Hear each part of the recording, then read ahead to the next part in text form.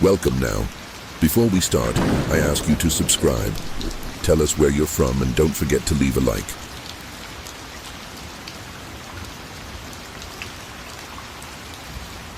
The autumn colors were impossibly vibrant as I guided my rented Airstream Classic through the winding roads of the Blue Ridge Mountains.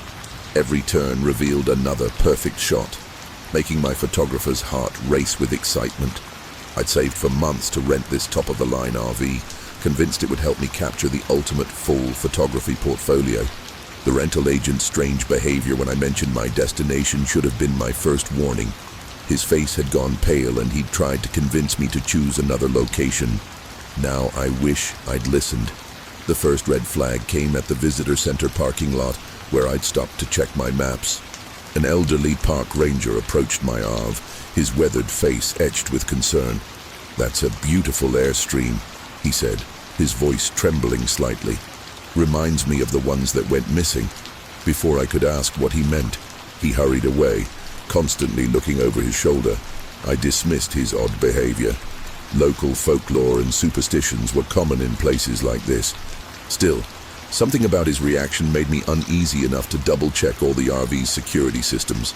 The GPS started acting strangely as I searched for my planned camping spot, the screen flickering between coordinates I hadn't entered. The afternoon light was fading faster than it should have, and the temperature was dropping rapidly. I finally found what seemed to be the perfect location, a secluded clearing surrounded by ancient oaks and maples. The trees formed a natural frame that would be perfect for my dawn shots. The Airstream's advanced systems made setup a breeze, though I noticed the leveling jacks seemed to adjust themselves even after I'd finished. As darkness fell, the first truly inexplicable things began to happen. The RV's smart lighting system started cycling through patterns I hadn't programmed, and the backup camera kept activating on its own. Each time it did, I caught glimpses of movement in its display, dark shapes that disappeared when I tried to look more closely. The carbon monoxide detector chirped intermittently despite showing normal readings, and the temperature inside the RV continued to drop. Despite the heater running at full blast, I decided to review my day's photos while waiting for the systems to stabilize. My hands began to shake as I flipped through the images on my camera's LCD screen. Each shot of the mountains was technically perfect, but they all contained something impossible. In the background, partially hidden behind trees and rocks, was a dark figure. It seemed to be getting closer with each frame, its form becoming clearer, tall, unnaturally thin, and wearing what looked like an old park ranger's uniform. But it was the last photo that made my blood run cold. The figure was looking directly into my lens, its face a complete void. A sharp metallic scraping sound from outside made me drop my camera. I rushed to the Airstream's windows, wiping away the impossible frost to peer into the darkness. The motion-activated security lights weren't working, but I could have sworn I saw movement among the trees. That's when my phone chimed with a notification. Someone had connected to the RV's Wi-Fi network. I was miles from the nearest campsite, and I hadn't shared the password with anyone. As I stared at the notification, another device joined the network, then another. Each one identified itself with a date from previous years, dates that matched exactly with other disappearances in these mountains. The list of connected devices continued growing, each new addition showing a date further back in time. I tried disconnecting the Airstream's router, but nothing I did seemed to affect the phantom connections. The temperature inside had dropped so low I could see my breath. Despite the heater's desperate whirring, the smart home panel displayed an impossible reading of 40 degrees, yet the frost forming on the windows showed strange patterns. Not random crystals, but deliberate shapes that looked disturbingly like handprints pressed against the glass from the outside. Every electronic system in the RV began to malfunction simultaneously. The LED lights pulsed in rhythmic patterns like some kind of signal. The stereo system turned itself on, playing fragments of old emergency broadcasts between bursts of static. The GPS screen flashed with coordinates deep in the mountains, mapping out a route I hadn't planned. When I tried to turn these systems off, they seemed to respond to a different will than mine. The backup camera's display showed constant movement now, dark shapes darting past the lens, too quick to focus on. I reached for my phone to call for help, but the signal had completely disappeared despite the booster antenna I'd installed. My satellite emergency beacon displayed only static, occasionally broken by fragments of old distress calls. The voices were distorted, but their messages were clear enough to turn my blood to ice. They look like airstreams, but they're not. They bring us here every year. The Ranger isn't what it seems. Each transmission ended with the same garbled warning about something that had found a way to use our own technology against us. The smart home system began cycling through its cameras, showing different angles of the RV's interior. But something was wrong with the footage. Each camera showed the same spaces from slightly different moments in time. In one feed, I was still sitting at the dinette reviewing photos. In another, I was already moving toward the door. The timestamps were wrong too. Some showing times that hadn't happened yet, others displaying dates from years ago. I watched in horror as one camera caught a glimpse of something tall and dark moving through the kitchen. But when I turned to look, the space was empty. A new notification sound drew my attention back to the phone. The Airstreams app was reporting that someone had remotely activated features this model shouldn't even have. The leveling jacks began to retract on their own, and the transmission engaged without my input through the frost-covered windshield. I could see the dark figure from my photos standing at the edge of the trees, beckoning. Its ranger uniform seemed to absorb the moonlight, creating a void in the shape of a person. The GPS displayed new coordinates, and as much as I fought with the controls, the ARV began to move on its own. The mechanical whir of the engine was joined by another sound, a low, resonant hum that seemed to come from the very metal of the Airstream itself. The system logs flickered to life, revealing a terrifying truth. This exact same sequence had happened before, exactly 52 weeks ago, with a different victim, and 52 weeks before that, and before that. The dates matched perfectly with the devices connected to the Wi-Fi, creating a pattern that stretched back decades. As the RV pulled away from my campsite, I caught a glimpse of movement in the rearview camera. Other Airstreams were emerging from the trees, forming a convoy that had played out countless times before. The Airstream moved smoothly through the darkness, its headlights cutting through a thick mist that seemed to glow from within. Every attempt to regain control failed. The steering wheel turned by itself. The brakes were unresponsive, and even the emergency cutoff systems had been disabled. Through the windows, I could see other Airstreams moving silently through the trees, their chrome surfaces reflecting moonlight in impossible ways. They were all different models from different eras, yet they moved in perfect synchronization, like a well-rehearsed dance of metal and shadow. I frantically searched through the RV's documentation, looking for anything that might help me understand what was happening. Hidden behind the user manual, I found an old logbook, its pages yellowed with age, the entries dated back to 1952, each one describing the same experience. Photographers, hikers, and travelers drawn to these mountains in their Airstreams, all disappearing on nights just like this one. The final entries were all written in different hands. Desperate messages left for future victims. The Ranger isn't human. Don't follow the lights. They use the Airstreams to collect us. The temperature continued to drop as we climbed higher into the mountains. Frost formed intricate patterns across every surface, creating a network of symbols that seemed almost like a language. My camera started taking photos on its own, the shutter clicking rhythmically in the darkness. Each preview showed something different. Glimpses of other travelers in their own Airstreams, their faces frozen in moments of terror. But it was the timestamps that chilled me to the bone. Some of these photos were dated in the future, showing scenes that hadn't happened yet. The convoy of RVs followed a spiral path up the mountain, each turn taking us further from marked roads and deeper into untouched wilderness. The dark figure in the ranger's uniform appeared regularly now, standing between the trees at each turn, guiding us to our destination. Its movements were wrong, too fluid, too precise, as if it was multiple beings moving as one. The other Airstreams began to close ranks around mine, forming a pattern I recognized from the old logbook's diagrams. We were creating something, a formation that had been repeated year after year. Through gaps in the procession, I caught glimpses of our destination, a massive clearing at the mountain's peak, perfectly circular and devoid of vegetation. The logbook's final pages described this place, but many details had been frantically scratched out, leaving only scattered warnings. The circle must be completed. They need 13. The portal opens at midnight. My phone's clock showed 11:47 p.m. and I was suddenly aware of exactly how many airstreams were in our convoy, including mine. There were 12. As we approached the clearing, I saw the 13th, a 1952 model, its surface untouched by time, waiting in the center of the circle. The other RVs began taking their positions, creating a perfect spiral pattern with the vintage Airstream at its heart. Through my windshield, I could see the dark figure standing beside the 1952 model, but it was different now. Its Ranger uniform rippled like smoke, and where its face should have been, countless smaller faces swirled and shifted. The faces of everyone who had been brought here before, as my Airstream rolled into the last open space in the formation.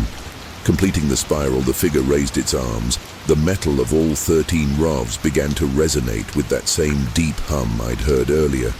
But now it had a harmony, a purpose. As the sound reached its crescendo, the ground beneath the 1952 Airstream began to glow, and I finally understood what we had been brought here to witness. The resonating hum reached frequencies that made my teeth vibrate and my vision blur. The Airstream's metal surfaces began to ripple like liquid mercury, reflecting impossible angles and movements. Inside my ROV, every screen and display erupted with activity, showing fragments of past abductions, future terrors, and something vast trying to push its way through the thin membrane of reality. The logbook's pages turned on their own, revealing hidden text written in a script that hurt my eyes to look at. Diagrams of something that our human minds were never meant to comprehend through the windshield. I watched in horror as the 1952 Airstream began to change, its chrome skin peeled back like petals opening, revealing a structure that wasn't metal at all, but something organic and ancient.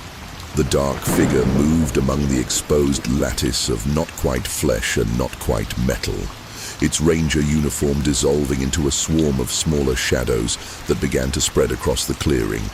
Each shadow carried fragments of memories, pieces of previous victims' last moments, their terror feeding whatever was about to emerge from the portal forming beneath the original Airstream. My camera continued its automatic documentation, but the photos it captured now showed something beyond our normal spectrum of reality. Each image revealed more of the truth. The Airstreams weren't just vehicles, they were components of a machine that had been building itself for decades.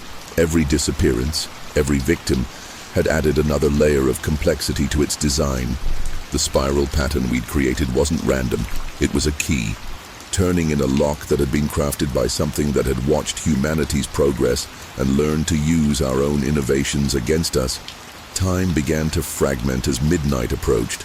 Through my RV's windows, I could see multiple versions of the same events playing out simultaneously, past abductions overlapping with present terror and future possibilities. The other Airstream's windows showed their occupants frozen in various stages of realization and fear, some from decades ago, others from timelines that hadn't happened yet. We were caught in a loop that was about to complete itself, a circle that had been drawing closed since that first Airstream disappeared in 1952. The dark figure's true form began to emerge as the portal widened. What I had taken for a Ranger's uniform was actually a patchwork of stolen moments, a disguise stitched together from decades of human fear and wonder.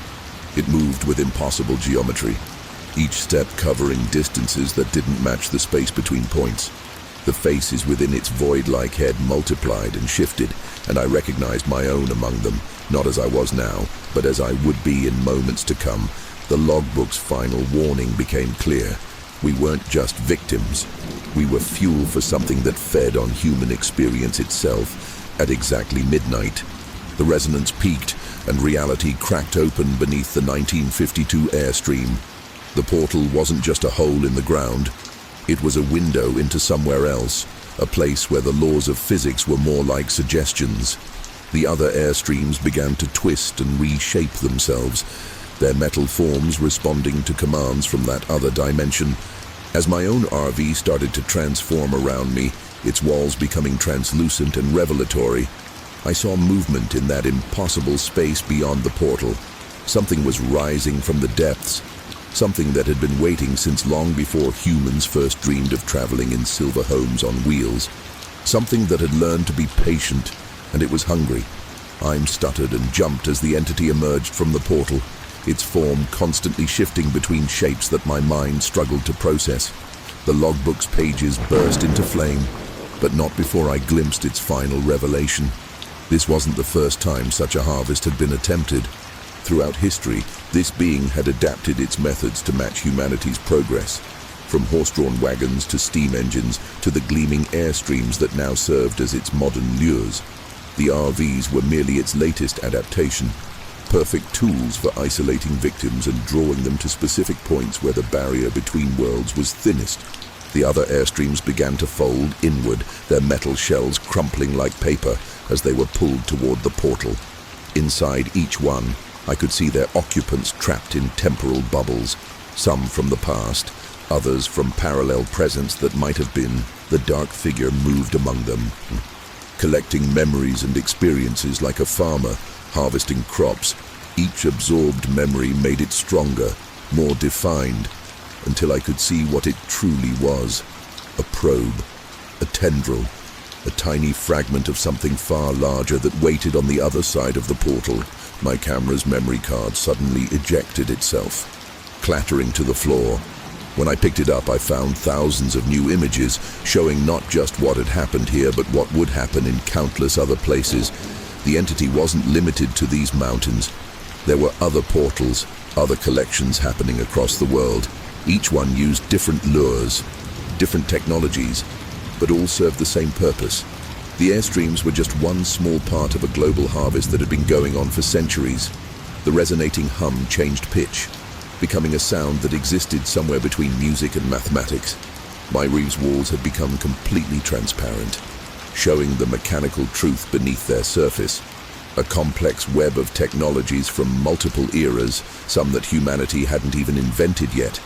The entity had been seeding these innovations into human consciousness, guiding our development toward this moment. Every advance in RV technology had been a step in its plan, making its vessels more efficient, more attractive to its chosen victims.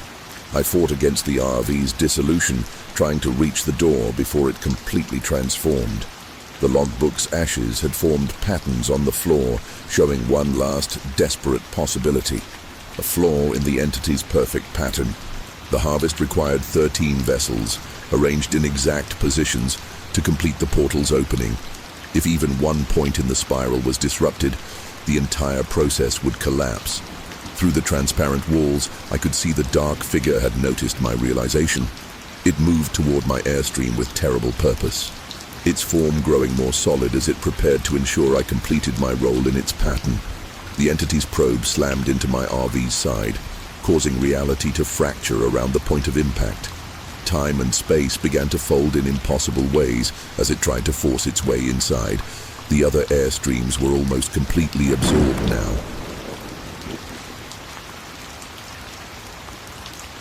The massive redwood stretched endlessly upward as I maneuvered my rented Winnebago through the narrow park road. The winter mist clung to the ancient trees, creating an ethereal atmosphere that would be perfect for my next travel guide. I'd been to every major national park in America, but something about Redwood felt different. The ranger at the entrance station had been oddly insistent that I stick to the main campgrounds, his eyes darting nervously to my RV's side mirror, where the trees' reflections seemed to move independently of their physical forms. The Winnebago voyage handled beautifully, its advanced systems making the journey comfortable despite the challenging terrain. According to my research, this particular model had never been rented out at this location before. I'd be the first to review it for my guide. The dealership had given me a strange discount after learning my destination, almost as if they were eager to have the vehicle in Redwood National Park.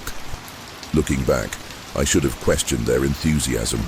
The GPS kept trying to reroute me to an unmarked road, despite my attempts to stay on the main path. As dusk approached, I noticed something odd about the camping apps on my phone. Every single designated campsite was marked as occupied, except for one. The spot was labeled simply as Site 237, with no reviews, no photos, and no additional information. It was located on a remote access road that didn't appear on any official park maps. As I debated the wisdom of investigating an unmarked site, my RV's navigation system suddenly recalculated. Setting a course directly for that location, I tried to cancel the route, but the touchscreen became unresponsive. The temperature dropped dramatically as I followed the mysterious road. The winter mist thickened into an impenetrable fog that my headlights couldn't penetrate. The trees seemed to press closer to the road, their massive trunks creating a natural tunnel that led deeper into the forest. The RV's external cameras showed movement in the shadows between the redwoods, shapes that seemed to follow our progress but vanished whenever I tried to focus on them. The motion sensors kept triggering despite nothing visible on the screens. The Winnebago systems began behaving erratically as we approached Site 237. The smart lighting pulsed in rhythm with my heartbeat, and the temperature controls fluctuated wildly. The backup camera activated on its own, showing glimpses of massive shapes moving behind the vehicle when I checked the mirrors. There was nothing there but mist. The GPS display flickered between coordinates, sometimes showing locations that were impossibly deep within the park's wilderness areas. The navigation system insisted we were exactly where we needed to be. Finally, the RV rolled into a perfectly circular clearing surrounded by the largest redwoods I'd ever seen. Their trunks were covered in strange markings that looked almost like writing, but in no language I recognized. As I set up camp, I noticed that no matter where I stood, one particular tree seemed to always be in my peripheral vision. Even when I should have been facing away from it, the RV's security system kept detecting motion around the perimeter of the clearing, logging each event with timestamps that predated my arrival by hours. When I checked the electronic guest book stored in the RV's entertainment system, I found entries from previous visitors, all at Site 237, all in different Winnebago models, and all ending abruptly mid-sentence. The RV's touchscreen interface came alive at midnight. Cycling through camera feeds I hadn't activated, each view showed the same clearing from different angles, but the timestamps were wrong. Some from weeks ago, others from hours into the future. In every feed, the same scene played out. Different vehicles arriving, different travelers setting up camp, all at Site 237. But in each recording, the cameras caught something else, something that emerged from that one persistent tree that always stayed in the corner of my vision. The footage would always cut out at the exact same moment. Just as the shapes from between the trees began to take form, I tried to radio for help, but the RV's communication system picked up only fragments of old transmissions. Voices crackled through the static, each one describing the same sequence of events. The GP's malfunction, the mysterious Site 237, the tree that wouldn't leave their peripheral vision. Some recordings were decades old, captured on equipment that shouldn't have been compatible with the Winnebago's modern systems. Between the fragments of human voices, I heard something else. A deep, rhythmic sound that seemed to emanate from the redwoods themselves, like massive heartbeats echoing through ancient wood. The RV's exterior cameras continued their unsettling documentation. The motion sensors tracked shapes moving in precise patterns around the clearing, clockwise, then counterclockwise, then spiraling inward toward my vehicle. The night vision mode revealed strange distortions in the air, like heat waves in winter, always centered on that one particular tree. The security system logged each movement with 2 timestamps, one matching the current time and another exactly 50 years in the past. When I checked the RV's manual in the glove box, I found handwritten notes from previous drivers, all describing the same phenomena. Temperature readings inside the Winnebago dropped to impossible levels. Frost formed on every window. But instead of random patterns, the ice crystals arranged themselves into complex diagrams. They looked like blueprints, showing the inner workings of something vast and mechanical hidden within the forest. The RV's diagnostic system displayed errors in systems that shouldn't have existed, components with manufacture dates from 2074, running software that wrote itself in real time. The vehicle was changing, adapting to something in the clearing that even the cameras couldn't quite capture. My phone connected to the RV's Wi-Fi network and began downloading hundreds of files, each one labeled with a date and Site 237. They were maintenance logs, incident reports, and final transmissions from other Winnebago models that had parked in this exact spot. The documents revealed a pattern stretching back to the park's founding. Every 50 years, vehicles would be drawn to this clearing, their systems hijacked by something that lived in the space between the ancient redwoods.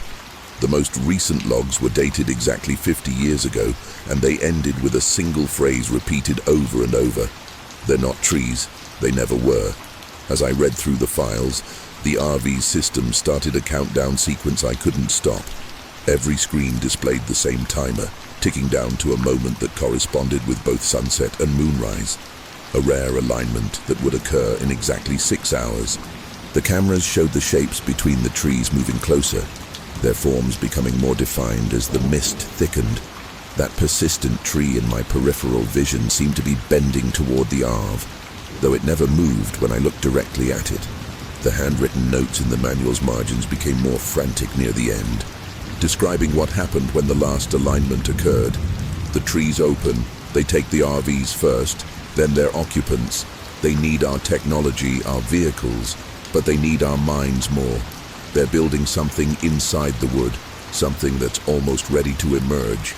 The countdown continued relentlessly as I searched the RV for anything that might help me understand what was happening. Hidden compartments I hadn't noticed before began popping open on their own, revealing journals, photographs, and artifacts left by previous visitors to Site 237. Each item told part of the same story. The redwoods weren't just trees. They were a cover for something older, something that had been growing and evolving beneath the park for centuries. The RV's manual contained detailed drawings of mechanical structures seen through gaps in the bark, and descriptions of sounds that seemed to come from deep underground.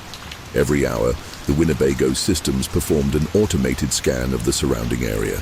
Each scan revealed more anomalies, metal deposits where there shouldn't be any, energy signatures that didn't match any known source, and patterns of movement that defied natural law. The persistent tree that stayed in my peripheral vision began to show up on the RV's thermal imaging as completely cold, a void in the shape of a redwood.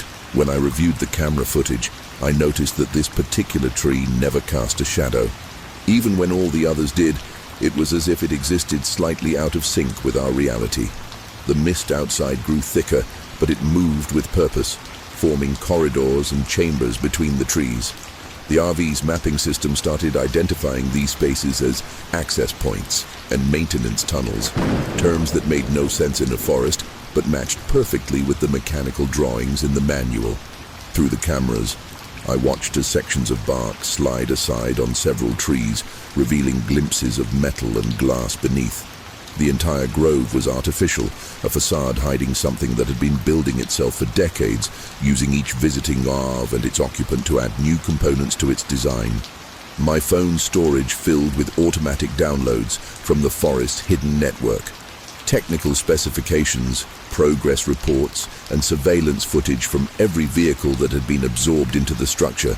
The files painted a terrifying picture. The RVs weren't random victims, they were carefully selected components. Each vehicle's technology was incorporated into the larger machine, and each driver's consciousness was integrated into its growing neural network. The coordinates of Site 237 weren't a camping spot at all. They marked the control center of something that disguised itself as a forest while it assembled itself piece by piece.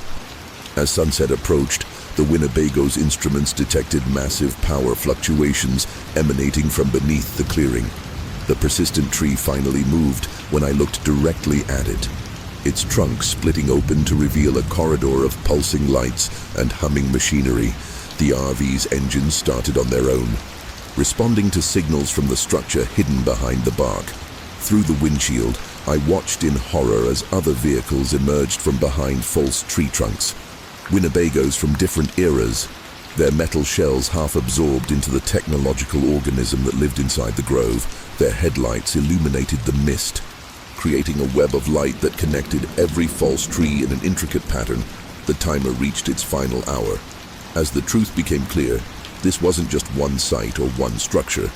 The entire section of forest was a single massive entity, combining organic material, stolen technology, and harvested human consciousness into something entirely new. The RV systems had been compromised from the moment I entered the park, preparing my vehicle and mind for integration into its network.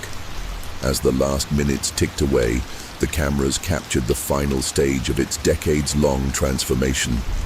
The fake redwoods began to move, their trunks opening like massive petals to reveal what had been growing inside them. Site 237 wasn't just a location. It was the birthplace of something that had been patiently building itself, one RV and one mind at a time, waiting for this precise moment to finally shed its wooden skin and emerge into our world. The alignment of sunset and moonrise created an eerie twilight in the clearing. Every screen in my Winnebago displayed the same message. Integration protocol initiated. The RV's systems began transmitting data to the structure around us. Not just diagnostic information, but detailed scans of my brain patterns and neural activity. The manual's final pages revealed the terrible purpose of Site 237. It wasn't just collecting technology and consciousness, it was using them to build a bridge between realities. Each 50-year cycle added new components to its design, and this cycle would complete the construction. Through the cameras, I watched as the other absorbed vehicles began to transform. Their metal shells flexed and shifted, revealing hybrid structures of chrome and organic material. The persistent tree had fully opened now, showing a massive control center built from 50 years of stolen technology. The mechanical drawings in the manual matched perfectly with what I was seeing. A quantum computer housed in redwood bark. Its processors grown from modified tree rings, its memory banks stored in crystallized sap. My RV's touchscreen became a window into its neural network, showing the collected consciousness of every previous visitor, merging into a single vast intelligence. The mist between the trees took on form and purpose, becoming a visible representation of the network's thoughts, images, and memories floated through the air. Snapshots of previous integrations, fragments of human experiences preserved in the machine's memory. The Winnebago's entertainment system tapped into this stream of consciousness, showing me glimpses of what happened to the others. They weren't dead, exactly, but they weren't truly alive either. They had become part of something larger, their individual minds forming subroutines in its operating system. The structure was using human consciousness as wetware, running its most complex computations through a network of preserved human thoughts. As the integration process accelerated, I began to understand what the entity was building. The mechanical forest was a receiver designed to capture and decode signals from somewhere beyond our universe. Each integrated consciousness added to its processing power, helping it translate messages that human minds were never meant to comprehend. The RV's systems were being repurposed as translation matrices, converting impossible concepts into data that could be processed by the hybrid computer. Through the neural network, I could feel the presence of something vast, trying to communicate through the machinery hidden in the redwoods. My vehicle's transformation began as the moon reached its perfect alignment with the setting sun. Metal panels rippled and reformed, merging with the organic technology that pulsed beneath the false bark. The RV's cameras documented its own metamorphosis, showing how each component was being modified to serve the entity's greater purpose. The persistent tree had become a nexus point, channeling energy through the network of absorbed vehicles and minds. Through the dissolving walls of my Winnebago, I could see other transformed RVs being drawn toward that central point, their structures interlocking like pieces of an impossible puzzle. The machine entity began its final reconfiguration as the timer reached zero. The clearing itself was changing, revealing the true scale of what had been hidden beneath the redwoods. Site 237 was just the access point, the tip of something that extended deep into the earth and high into the branches above. As my RV was pulled toward the central nexus, its systems fully compromised, and its structure beginning to merge with the greater whole. I made one last, desperate attempt to break free from the integration sequence, but the entity had planned for resistance. After all, it had 50 years to perfect its process. The last thing I saw through the Winnebago's cameras was the moon reaching its perfect position, its light refracting through the mist in patterns that matched the blueprints in the manual. The forest of false redwoods trembled with anticipation as its long-awaited transformation began, and I realized with horror that I would be conscious for every moment of what came next. Time fragmented as the integration reached its peak through the dissolving walls of my Winnebago. I watched 50 years of careful planning culminate in a single moment. The false redwoods shed their bark completely, revealing a vast mechanical organism that had been growing in plain sight. Each tree was a component of something larger, something that had been assembling itself piece by piece, vehicle by vehicle, mind by mind. The persistent tree at the center of the clearing now stood revealed as the master control unit. Its structure built from layers of technology spanning decades of human advancement. The neural network surged with the combined consciousness of every absorbed visitor. Through this shared awareness, I finally understood the entity's true purpose. It wasn't just collecting technology and minds, it was building a conversion engine. A machine designed to transform a section of our reality into something else entirely. The Arvs were chosen specifically for their combination of mobility and technological complexity, each one adding new capabilities to its evolving design. My Winnebago's systems had already begun the transformation, its metal and circuitry reforming into configurations that defied physical laws. Memories flooded through the network as the machine activated its primary sequence. I saw through other eyes, lived other moments. Each fragment a piece of the entity's accumulated experience, the original discovery of Site 237, the first Arv that disappeared into its false grove, the gradual expansion of its influence through the park. The mechanical forest was a growing thing, spreading its roots through time and space, preparing for this precise astronomical alignment when the barriers between realities would be thinnest. My vehicle's transformation was just one small part of a much larger metamorphosis. The entity's true form began to emerge as the last traces of its redwood disguise fell away. It was a hybrid creation, part machine, part organic material, part pure energy, all held together by the networked consciousness of its absorbed visitors. The blueprints hidden in the manual made sense now. They weren't just diagrams of its structure, they were instructions for its final configuration.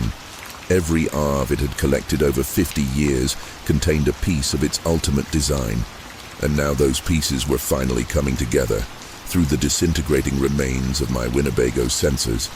I could see the pattern completing itself. As the moon reached its perfect alignment, the entity initiated its primary directive. The clearing at Site 237 became the focal point of energies that had been building for decades. Each transformed vehicle contributed to the process, their combined systems forming a device that began to fold space itself.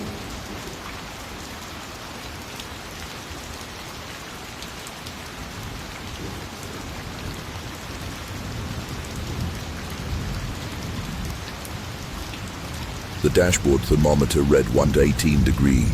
As I guided my Forest River Cherokee deeper into Death Valley, the late afternoon sun turned the desert into a sea of shimmering heat waves, making the horizon dance and blur. As a geology professor, I'd visited this harsh landscape dozens of times, but never in an Arv. And never in peak summer, the rental agent had tried to talk me out of it, practically begging me to choose another season. When I insisted, she made me sign additional waivers, her hands trembling as she handed over the keys. "Some roads," she whispered, "aren't on any map." The RV's GPS started glitching about an hour after I passed Furnace Creek. The screen flickered between my intended route and an unmarked trail that seemed to lead into one of the valley's most desolate sections. The device kept insisting this unknown path was a faster route, despite it not appearing on any of my paper maps. The Cherokee's advanced navigation system began recalculating repeatedly, each time showing the same mysterious detour, As the sun began its descent toward the jagged horizon, I made the mistake that would haunt me forever. I decided to trust the GPS. The unmarked road started out promising enough, its surface surprisingly well maintained for an unmapped route. The desert landscape shifted subtly as I drove deeper into the valley, the familiar geology giving way to formations I couldn't quite explain. The rocks seemed to change color depending on my viewing angle, displaying patterns that contradicted everything I knew about local mineral compositions. My scientific mind struggled to rationalize what I was seeing, but each new bend in the road brought more impossibilities. The RV's external temperature sensor had stopped working, displaying only 3 repeating numbers. 237, just as I decided to turn back. The engine began losing power. The Cherokee's advanced diagnostic system showed nothing wrong. Yet the vehicle continued to slow until it finally rolled to a stop in a perfectly circular clearing surrounded by towering rock formations. The walls of this natural amphitheater were covered in what looked like petroglyphs, but unlike any I'd ever studied, they seemed to shift and change when viewed through the RV's cameras, forming different patterns on each screen. As the sun sank lower, I realized with growing unease that the shadows in this valley didn't follow any natural laws of light and perspective. The RV's sophisticated systems started behaving erratically as darkness approached. The smart lighting pulsed in rhythmic patterns, and the climate control cycled between extreme temperatures. Despite being set to a constant level, the backup cameras activated on their own, showing glimpses of movement in the deepening shadows, figures that disappeared when I turned to look directly at them. The GPS screen now displayed only one message, repeating in various languages. You have arrived at your final destination. The last rays of sunlight revealed the true nature of my situation. The rock formations weren't random. They formed a perfect circle around my vehicle, their surfaces covered in symbols that now glowed with a faint phosphorescence. The RV's security system detected motion from all directions, but the cameras showed only darkness, punctuated by brief flashes of impossible colors. My phone picked up a single Wi-Fi network named 237 Wanderer, and though I never connected to it, my screen filled with images of other vehicles, all different RVs, all stopped in this same clearing, all on different dates stretching back decades. As night fell completely, I heard the first whispers, voices speaking in dead languages, carried on winds that blew in directions that shouldn't exist. The desert night brought no relief from the heat, but the temperature inside the RV plummeted to near freezing. The Cherokee's systems continued their malfunction, each screen showing different impossible readings. The backup cameras caught fragments of movement in the darkness, shapes that seemed to walk on the vertical rock faces, figures that cast shadows in directions opposite to the moonlight.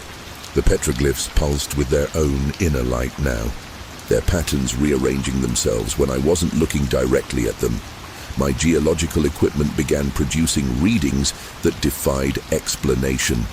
The magnetometer spun wildly, indicating magnetic fields that shifted and swirled around the clearing. The Geiger counter clicked frantically, but not in response to radiation. It seemed to be reacting to something else, something that made the needle dance in rhythmic patterns matching the whispers on the wind. My rock samples, carefully collected earlier that day, had changed composition entirely, their structures now resembling no known mineral on Earth. The RV's radio came to life on its own, scanning through frequencies that shouldn't have existed in this remote location. Between bursts of static, I caught fragments of transmissions, some in English, others in languages I couldn't identify. Each message described the same situation: travelers drawn off the main road, vehicles disabled in this exact clearing, encounters with something that emerged from the rock walls after midnight. The dates on these transmissions spanned more than 60 years, yet they all described identical events, as if the same scenario had been playing out repeatedly in this hidden valley. My phone's camera revealed details invisible to the naked eye when I photographed the petroglyphs. The images showed different symbols than what I could see directly. Each subsequent photo of the same area revealed new layers of meaning, like a palimpsest of ancient messages overwritten countless times. The RV's external cameras captured more, shadows that moved against the wind, rock surfaces that rippled like liquid, and brief glimpses of what looked like doorways opening in solid stone, showing landscapes that couldn't exist on Earth. Just before midnight, the whispers changed. They became clearer, more focused, carrying messages that burrowed into my mind. Whether I wanted to hear them or not, the voices spoke of ancient things that had walked these valleys long before humans evolved, of entities that slept in the deep rock waiting for specific alignments of stars and planets. The GPS screen flashed with a countdown, though to what I couldn't say. The petroglyphs pulsed in sync with this timer, their glow intensifying as it approached zero. Through the RV's windows, I watched in horror as the rock walls began to move. Not crumbling or shifting, but opening like ancient doors on impossible hinges. The rock formations moved with deliberate purpose, their surfaces flowing like thick liquid while maintaining solid form. The Cherokee's external cameras documented everything, though each screen showed slightly different versions of the same event. In some feeds, the stone doors opened to reveal vast chambers carved with more shifting symbols. In others, the openings led to places that couldn't exist. Landscapes under alien suns, cities built in geometries that hurt to look at, spaces that seemed to fold in on themselves endlessly.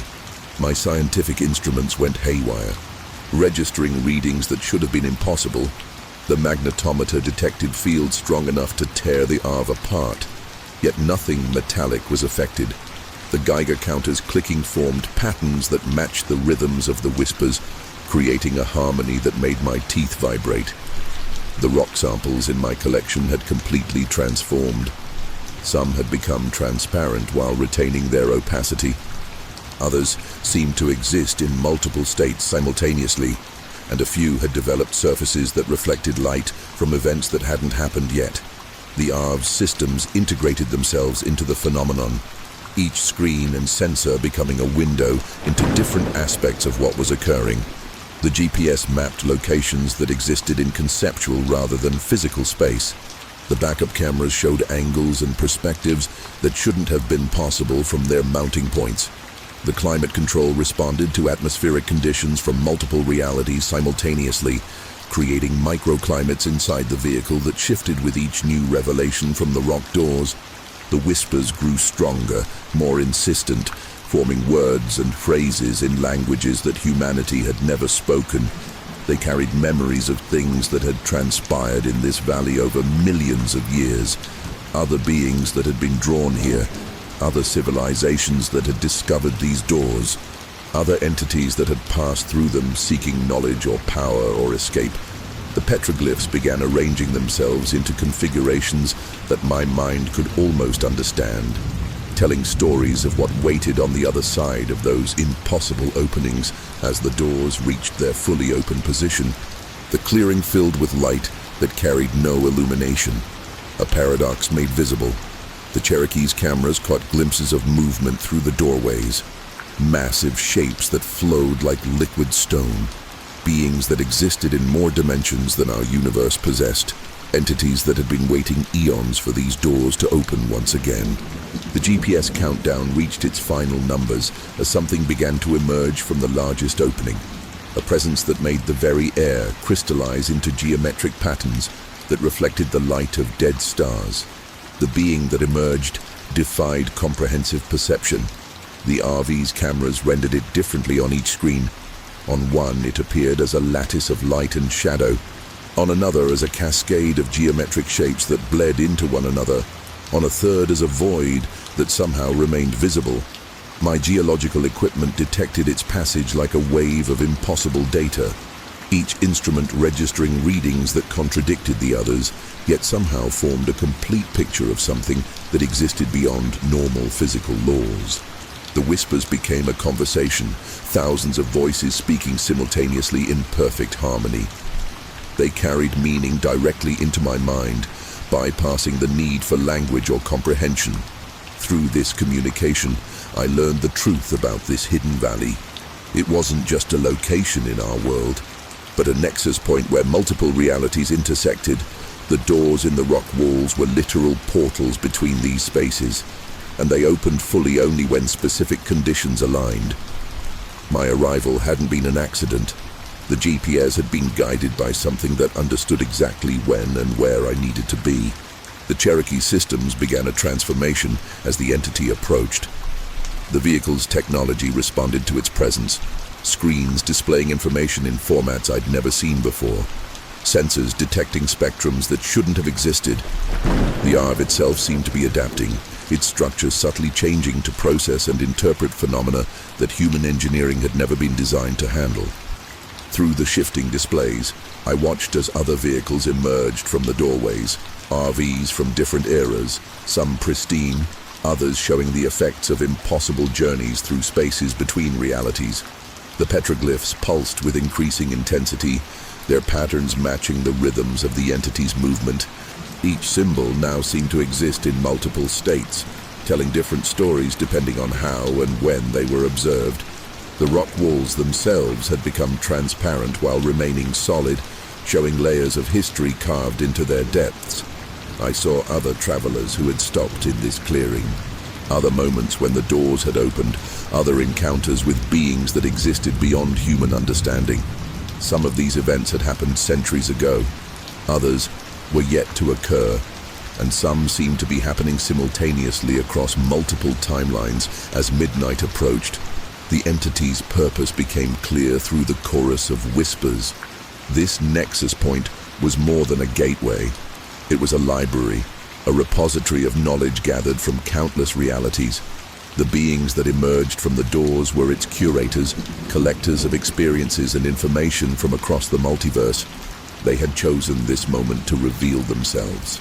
Using my RV's technology as a bridge between their existence and our limited understanding of reality, the GPS started a new countdown as the entity reached my vehicle, its presence causing the very fabric of space to ripple around us. The Cherokee's systems interfaced directly with whatever force or intelligence guided these ancient curators. And through this connection, I received an offer that was both tempting and terrifying. A chance to become part of their eternal collection.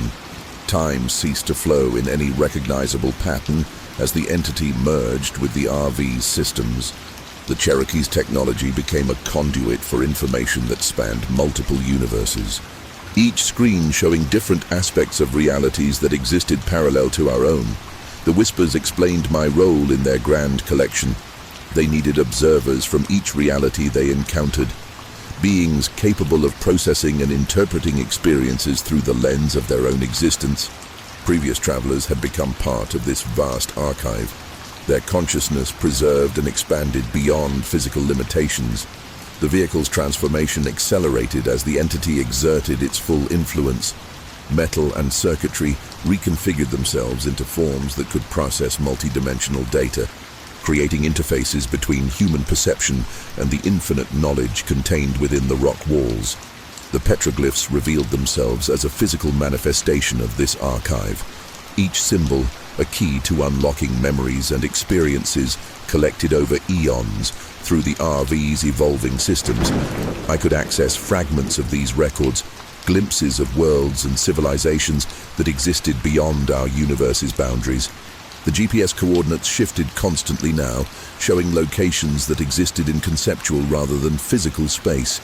The backup cameras captured impossible angles of the clearing, revealing layers of reality that overlapped and intersected at this nexus point.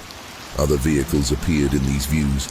Some were past arrivals being preserved in the collection. Others were future encounters that hadn't yet occurred. The ARV's climate control responded to atmospheric conditions from multiple realities simultaneously, creating a space inside the vehicle where the laws of physics became mere suggestions.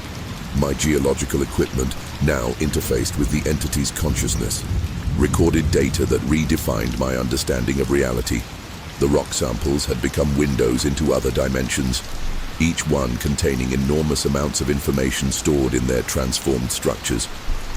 The magnetometer detected fields that existed between realities, while the Geiger counter registered the passage of particles that traveled backward and forward through time. The whispers explained that this was merely the surface of their collection, an infinite archive of existence itself, curated and preserved across countless dimensions. As the entity completed its integration with the Cherokee systems, It presented me with the true purpose of this encounter. The RV would become a permanent part of their collection. Its technology adapted to serve as a bridge between realities. As for me, I was offered a choice that wasn't really a choice at all. To join their great archive as a conscious observer, my experiences and understanding added to their vast repository of knowledge. The whispers showed me glimpses of what this existence would be like.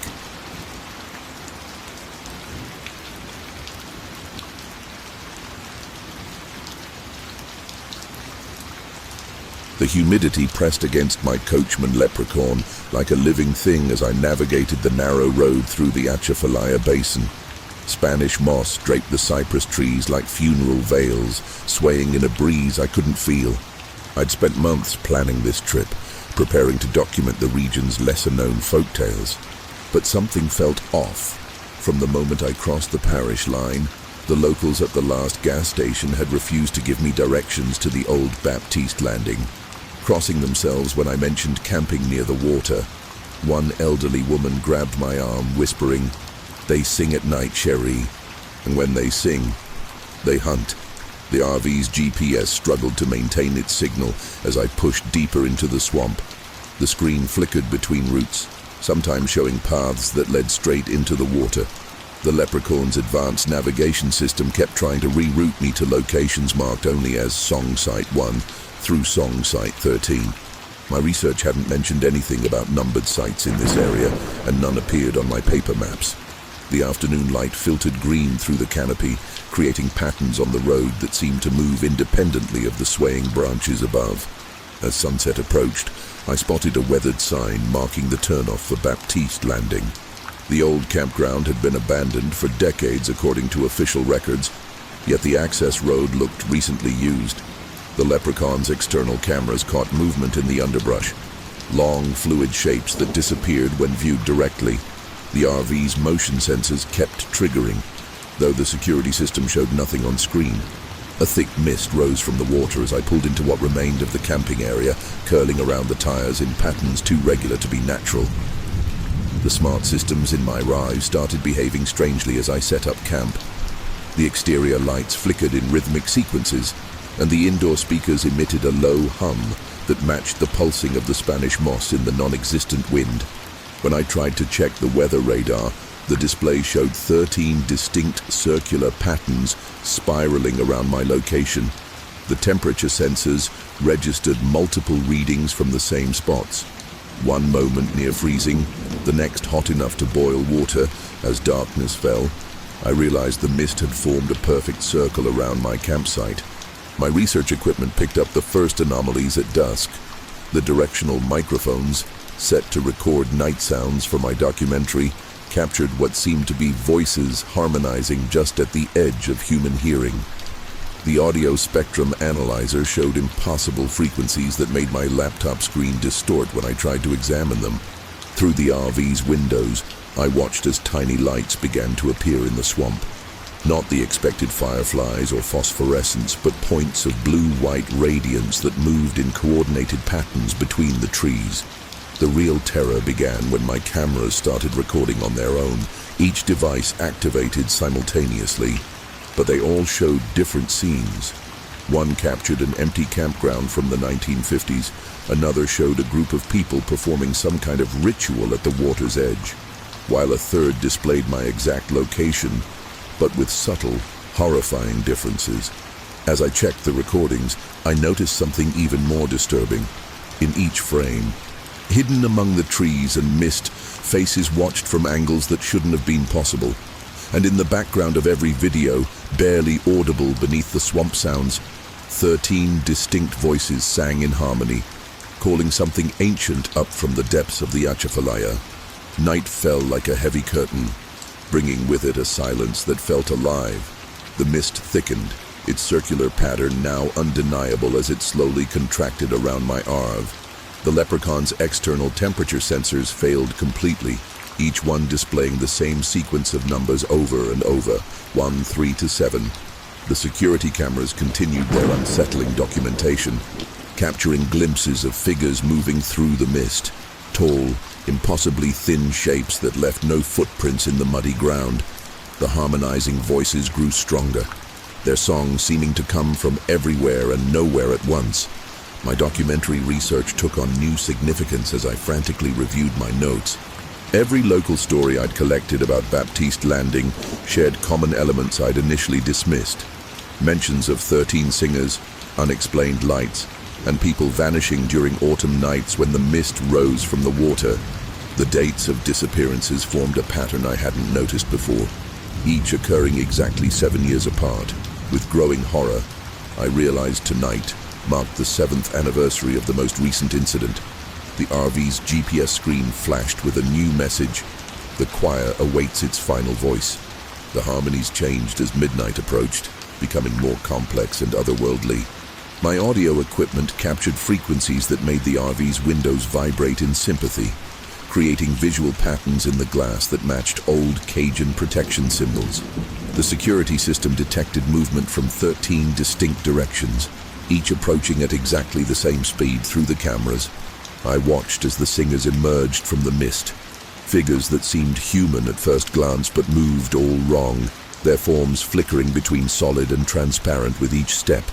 Their faces were hidden in shadow, but their throats glowed with internal light that pulsed in time with their song. Every electronic device in the Leprechaun began receiving the same signal, a rhythmic pattern of data that my equipment interpreted as both music and language. The RV's speakers transmitted fragments of conversations from previous encounters, voices begging in multiple languages as the singers drew near. My research cameras revealed more details about the approaching figures. Their clothes belonged to different eras, suggesting each singer had once been human, taken during previous gatherings. The mist swirled around them, forming symbols that matched the oldest petroglyphs I'd documented in the region. As the 13 singers reached the edge of my campsite, their true nature became clear. They weren't just spirits or monsters, but something far older, something that had existed in these waters since before humans first settled here. Their song wasn't just music. It was a key, a way of opening something that should have remained closed. The swamp water began to move against the current, flowing in spirals that mirrored the singers' positions.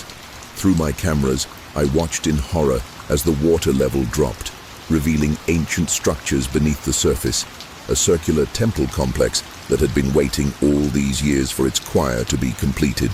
The RV systems went haywire as the ancient temple emerged from the receding swamp. Every screen displayed the same warning: structural integrity compromised by sonic resonance. The singers' harmony had changed again, their voices creating standing waves that made reality itself vibrate. The Leprechaun's metal frame creaked under the assault, its windows displaying fractal patterns that matched the temple's exposed architecture. Through the distortions, I could see more details of the singers, each one marked with symbols that glowed with the same blue-white light as their throats. My research equipment captured impossible data as the temple rose fully into view. The structure defied known architectural principles, its angles seeming to bend in directions that shouldn't exist. The audio analysis software crashed repeatedly, unable to process the frequencies being produced by the choir. Before my cameras failed, they recorded glimpses of movement within the temple, shapes that suggested the previous victims weren't gone, just changed. The GPS coordinates began shifting rapidly, as if the location itself was becoming unstable. Water poured off the temple's surface, but it flowed upward instead of down, forming liquid columns that connected the structure to the mist above. The singers moved in perfect synchronization, their positions creating a mirror image of the stars visible through breaks in the cloud cover. My documentary notes revealed a terrible connection. The star pattern matched exactly with descriptions from centuries-old Cajun warnings about les chanteurs de l'eau profonde, the singers of the deep water. Local legends hadn't been exaggerating. They'd been trying to warn others about what slept beneath the bayou. The Leprechaun's security system captured the moment the temple's entrance opened. The doorway wasn't built for anything human-shaped, its proportions following mathematical principles that made my eyes hurt to look at. The singer's harmony reached a crescendo that shattered every piece of glass in my RV, but the cameras kept recording through cracked lenses. Their feed showed something rising from the temple depths, a mass of darkness that moved like liquid but cast solid shadows, its form suggesting appendages and features that shifted between states of matter. As midnight struck, the entity from the temple made its purpose clear. The singers weren't just calling it, they were part of it, extensions of its will given human form. Each had been chosen precisely, their voices calculated to resonate with specific frequencies of reality itself. My cameras recorded the horrible truth through their broken lenses. The 13th position in their circle remained empty, waiting for a new voice to complete the harmony. The RV's GPS displayed one final message before its screen cracked. Your pitch has been measured. The choir requires completion. The entity reached for my vehicle with appendages made of shadow and song, and I realized too late why the locals had been so insistent that I avoid camping near the water. The entity's touch transformed the RV's metal skin into something that resonated with the choir's harmony. Each point of contact spread ripples of change through the vehicle structure, turning modern technology into conductors for frequencies that existed outside normal space. The leprechaun's cameras continued recording through their metamorphosis, capturing the process of consumption from multiple angles. The singers moved closer, their human features becoming less distinct as they revealed more of their true nature. Beings of pure sound wearing memories of flesh, my research equipment, now irreversibly altered by exposure to the entity's presence, displayed readings that suggested the temple wasn't just a structure. It was an instrument, a device designed to channel and amplify the choir's resonance. The dark mass that had emerged from its depths flowed around my RV, testing its surfaces with appendages that existed in multiple harmonics simultaneously. Each touch extracted sounds from the metal and glass, adding new notes to the overwhelming symphony. The GPS coordinates spiraled through impossible numbers as space itself bent around us. The choir's song reached deeper into reality, revealing layers of existence that had been hidden beneath the surface of the world. Through the RV's dissolving walls, I saw the true Atchafalaya, not just a swamp, but a membrane between dimensions, vibrating with frequencies that could reshape matter itself. The temple was both anchor and gateway, using the singer's harmonies to maintain a connection between realities. My documentary footage, still recording on failing equipment, captured glimpses of what lay beyond that connection. Spaces where sound was substance and music was law. Time began to lose meaning as the entity's influence grew stronger. The RV's systems showed multiple versions of the same moment, each occurring at a slightly different frequency. Through this fractured perception, I watched as previous victims were transformed, not dying, but being tuned to resonate with the choir's harmony. The singers had once been researchers, travelers, and locals, each chosen for their unique vocal characteristics. Now they existed as pure sound given form. Their consciousness spread across multiple frequencies of reality. The entity made its final offer as the RV's last systems failed. The 13th position wasn't just a space in the choir. It was a gateway to becoming something beyond human understanding. The singers demonstrated their transformed state, their voices creating patterns in reality that could only be comprehended as music. My cameras recorded their display through increasingly abstract interpretations, the footage showing both physical forms and waveforms simultaneously as the entity's darkness flowed around me, carrying harmonies that promised impossible knowledge. I understood why every previous victim had ultimately chosen to sing. The transformation began with sound and ended with understanding. Every molecule of the RV vibrated with frequencies that bridged the gap between physical matter and pure energy. The leprechaun's cameras, now seeing through multiple layers of reality, recorded my choice and its consequences. The entity's darkness wasn't evil. It was simply incomprehensible to normal human perception, existing in harmonics that our limited senses couldn't process. As my consciousness expanded to match the choir's resonance, I began to perceive the true nature of their eternal song. The temple's purpose revealed itself through the mathematics of music, a complex equation written in sound waves and architecture. Each singer contributed specific frequencies to this equation, their combined harmonies maintaining the balance between realities through my dissolving understanding of linear time. I watched as the entity showed me glimpses of its origins, ancient beings who had discovered that consciousness itself was simply another form of vibration, one that could be tuned and manipulated like any other frequency. The temple was their legacy, a place where the barriers between matter and energy remained permeable. My research equipment, transformed by exposure to these truths, captured the final stages of the choir's completion. The 13th harmony added new dimensions to their song, opening channels of perception that had been closed to human understanding.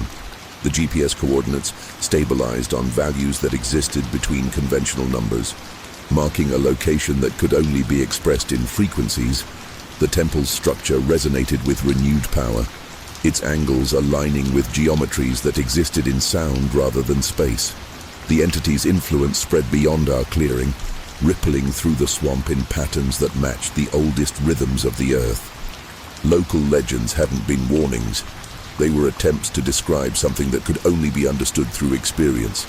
The choir's song reached through centuries of history, touching every story ever told about Baptiste Landing. Through the RV's transformed systems, I watched as past and future gatherings overlapped, each separated by 7 years of silent anticipation. The pattern wasn't just temporal, it was musical, each cycle adding new harmonies to an eternal composition. As dawn approached, the temple began its descent back into the swamp. The choir's song shifted to frequencies that would remain hidden until the next gathering, their harmonies becoming part of the background noise of reality. The entity's darkness flowed back into depths that existed between sounds, leaving behind an Arv that would never be quite solid again, and a 13th singer who no longer experienced time as a linear progression. The Leprechaun's final recordings showed impossible truths, that music wasn't just sound, that consciousness wasn't limited to human perception, and that some songs once learned could never be unsung. The snowflakes grew larger as I guided my grand design solitude up the winding road of Mount Shasta. The forecast had promised clear skies, but the mountain had its own plans. I'd chosen this remote location to finish my latest novel, a mystery set in an isolated mountain lodge. The irony wasn't lost on me as the snow began to obscure my view. The RV rental agent had been oddly specific about this particular vehicle, insisting I take this model despite cheaper options being available. Some of our clients, she'd said with an unnerving smile, report that it helps them see things more clearly up there. The Solitude's advanced weather system kept warning of an approaching storm. Though the radar showed nothing but clear skies, the GPS worked perfectly, yet it displayed impossible distances, claiming I was both 20 miles from the nearest town and somehow 247 miles from the same location simultaneously. The snow intensified as I reached the camping area, the flakes forming patterns that seemed too geometric to be natural.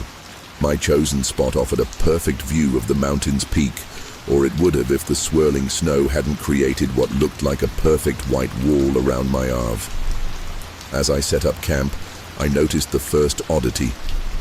My footprints in the snow disappeared within seconds, filled in by snowflakes that fell directly into each depression.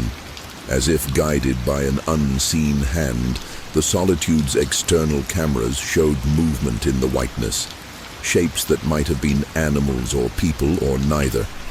Their forms obscured by the endless snow, the RV's motion sensors kept triggering, creating a map of activity that formed concentric circles around my vehicle. Each alert was accompanied by a temperature drop that shouldn't have been possible. Even in these conditions, the isolation felt complete as night approached, the snow now so thick it muffled all sound from outside. The ARV's smart systems began reporting unusual readings, pressure changes that cycled every 247 seconds, electromagnetic fluctuations that made the lights flicker in rhythmic patterns, and temperature variations that created impossible microclimates inside the vehicle. The security cameras switched to night vision on their own, revealing that the swirling snow had formed a perfect dome over and around the RV, leaving us in an artificial clearing that seemed carved from the white darkness. My laptop, set up to continue work on my novel, began displaying text I hadn't written. Between my actual paragraphs, new sentences appeared describing events happening in real time outside my RV. The mysterious author wrote about shapes in the snow, about watchers in the white, about a vehicle chosen specifically for its ability to see beyond normal perception. When I tried to delete these additions, they remained, multiplying across my document like frost across a window. The Solitude's cameras captured the moment everything changed. The snow stopped falling in a sudden stillness, and in that perfect quiet, someone knocked on my RV's door. Yet the external cameras showed no one there. Just an endless field of white, broken by dark shapes that moved like shadows through the snow. The knocking came again, followed by a voice that seemed to come from everywhere and nowhere, speaking words that appeared simultaneously on my laptop's screen. "We've been waiting for you, Emma. The Solitude brought you, just like it brought the others. Now it's time to see what the white darkness wants to show you." As if in response, every light in the RV went out at once, leaving only the glow of my laptop screen, where new words continued to write themselves in an endless stream of revelations about the mountain's true nature. The darkness lasted exactly 247 seconds before the RV's systems rebooted on their own.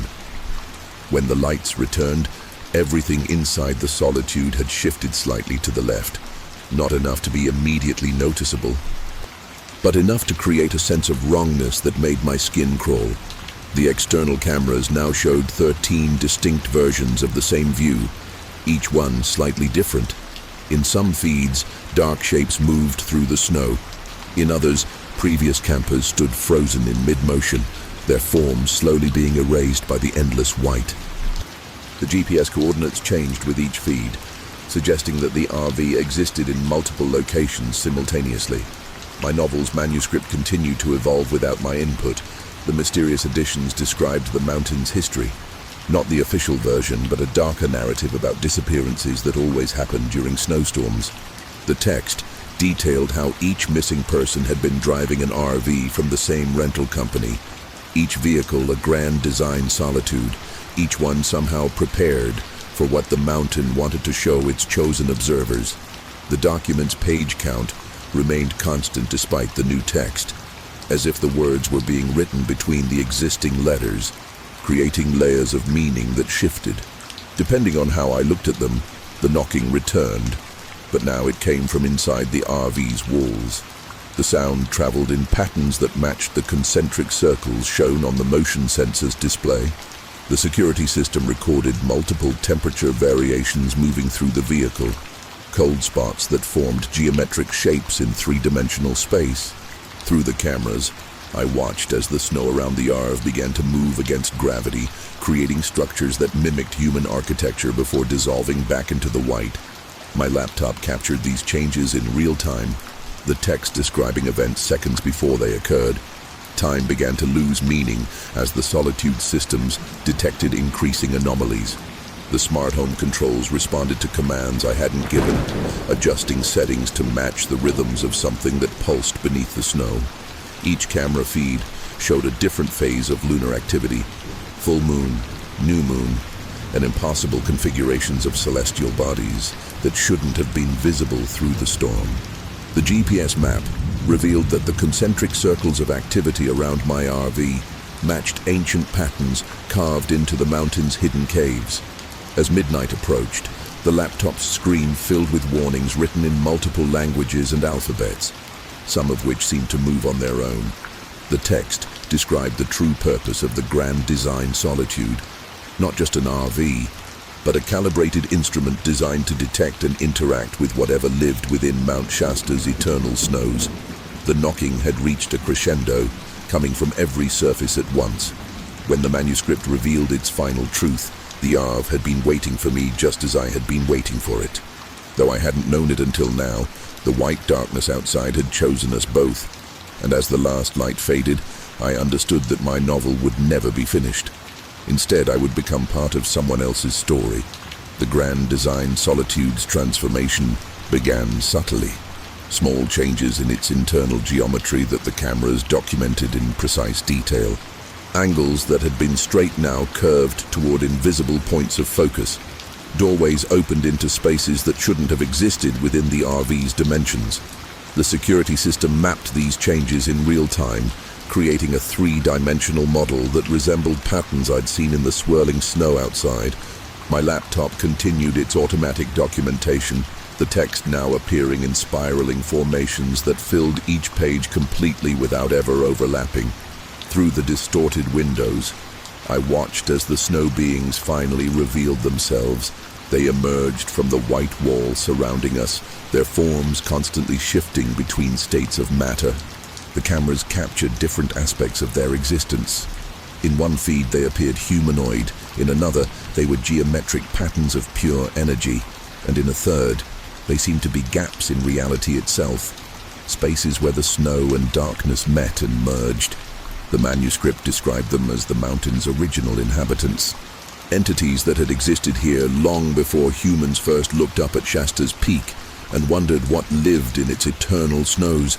The ARV's systems integrated with the phenomenon, each screen and sensor becoming a window into different layers of truth.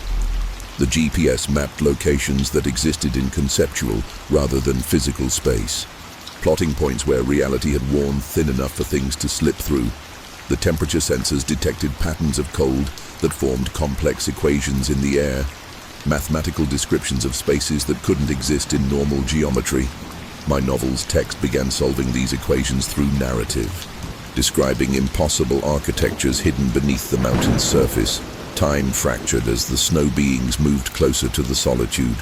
The security cameras showed events out of sequence.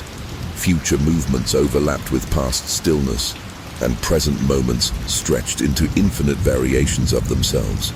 The laptop's screen filled with accounts of previous encounters, stories written by other chosen observers who had been brought here in identical REs.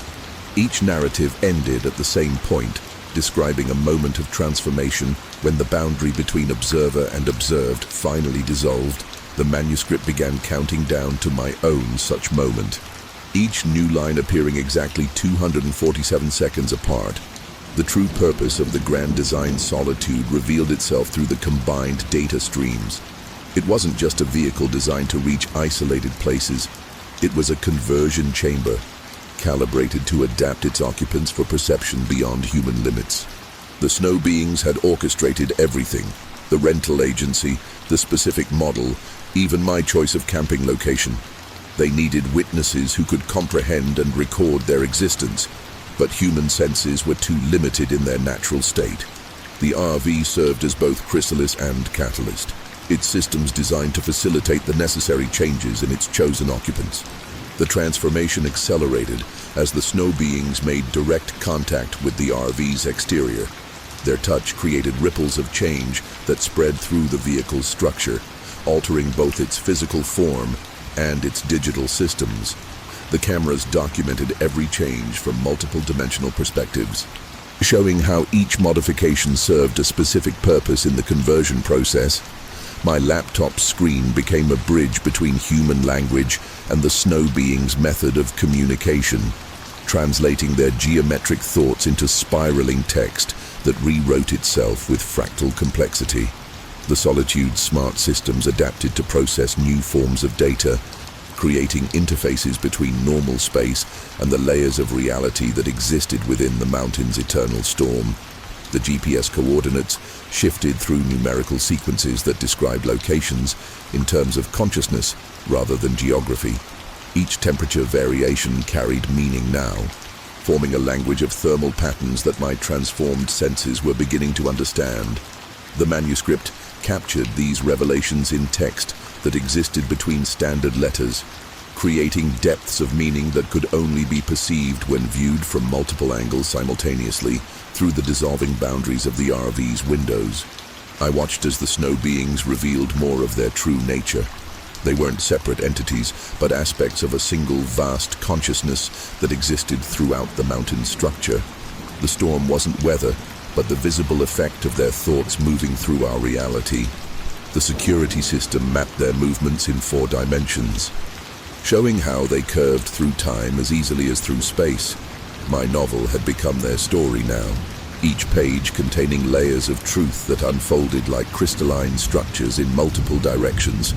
The grand design Solitude's final configuration emerged as midnight approached, its internal spaces now connected to chambers that existed somewhere beneath the mountain's surface, where the snow beings had built their true dwelling places.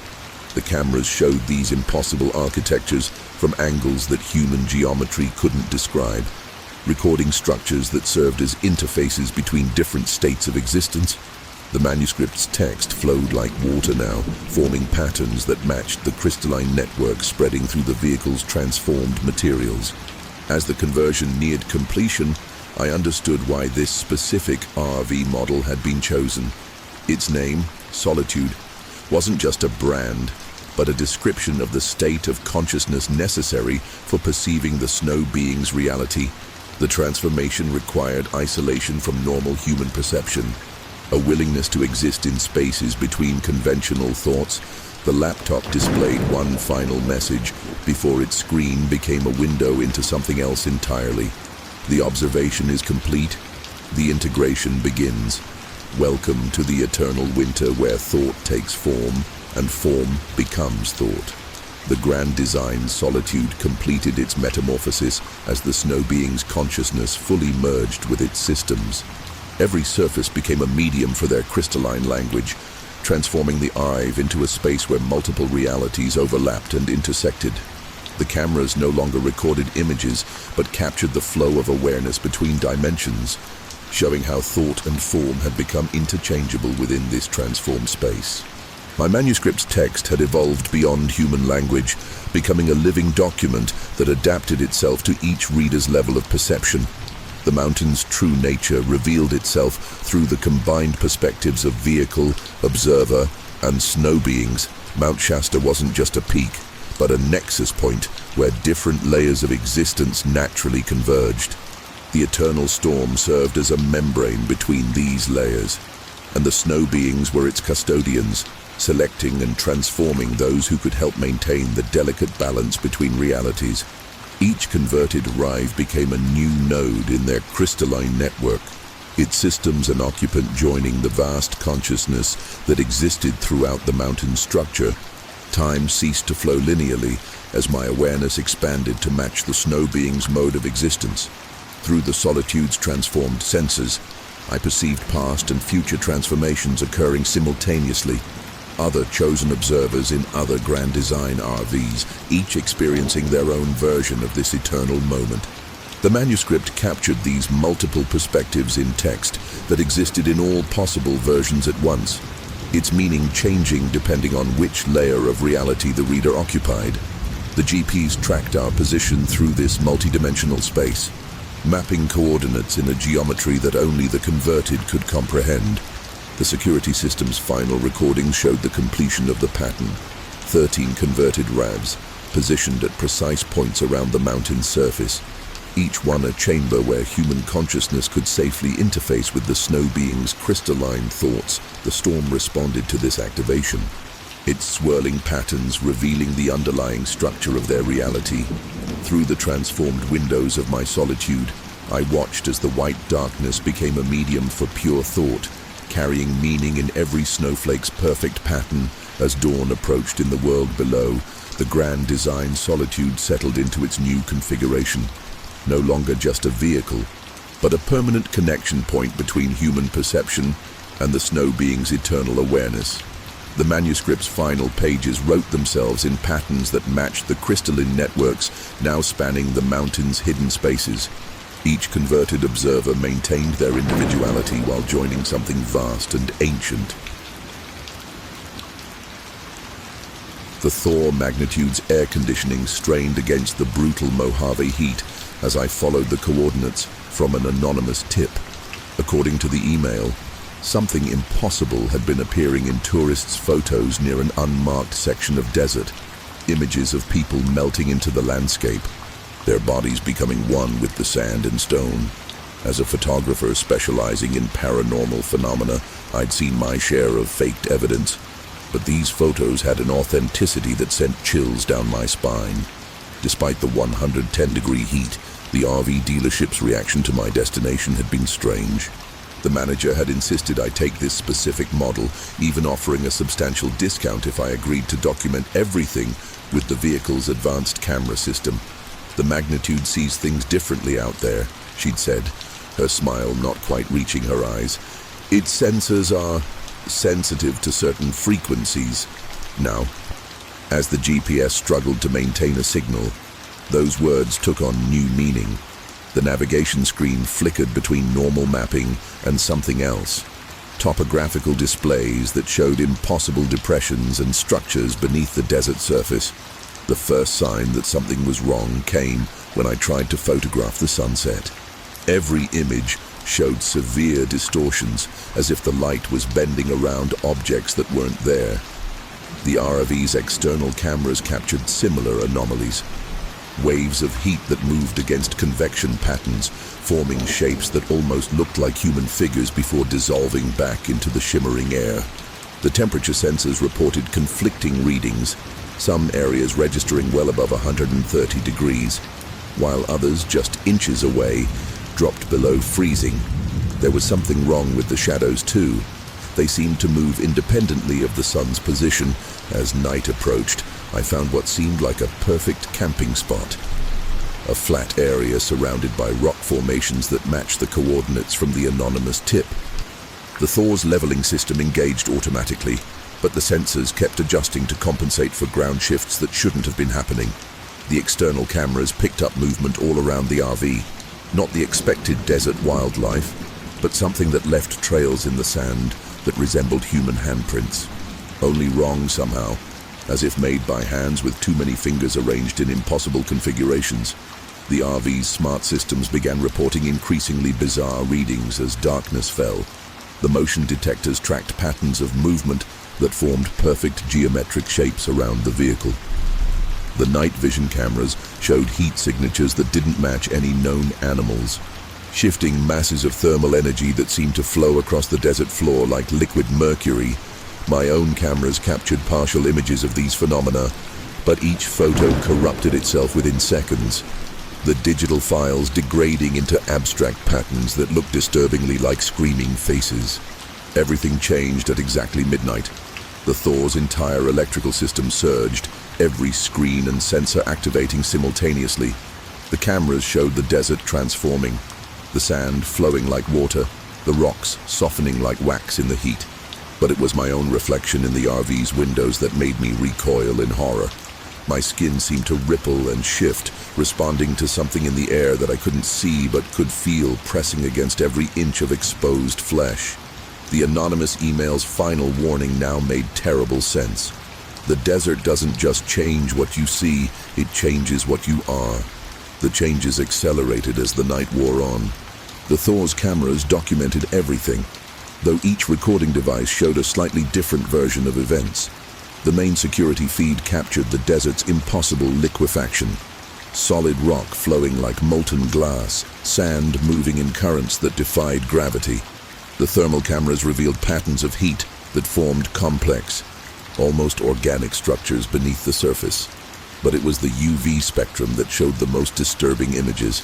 A network of luminescent veins spreading through the ground, pulsing with a rhythm that matched my increasingly erratic heartbeat. My own transformation continued, my skin becoming hypersensitive to something in the air. The RV's environmental sensors detected an unknown compound in the atmosphere, its molecular structure constantly shifting between states of matter. Every surface inside the Magnitude felt wrong to the touch, as if the material itself was trying to merge with my flesh. The mirrors showed subtle distortions in my reflection, fingers slightly too long, joints bending at impossible angles, skin texture taking on the granular quality of the desert sand. The Thor's diagnostic systems registered changes in its own structure. The metal shell of the Yav began to display properties more commonly associated with living tissue. Temperature readings from the walls showed patterns of circulation, as if something was flowing through the vehicle's frame. The external cameras caught glimpses of the magnitude's surface rippling in waves, its once solid form becoming increasingly fluid. The GPS coordinates began shifting randomly, though the RV hadn't moved, as if its physical location was becoming as unstable as its structure. My professional equipment started capturing phenomena that defied explanation. Each photo showed progressive stages of some vast metamorphosis taking place in the desert around us.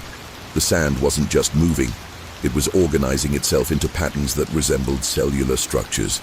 The rock formations weren't melting. They were being reshaped by something that understood anatomy on a fundamental level. Even the air had taken on a thick, syrupy quality that was visible in every frame, until the cameras themselves began to transform, their lenses becoming flesh-like membranes that pulsed with each exposure. Through the Thor's distorting windows, I watched as other vehicles emerged from the flowing darkness.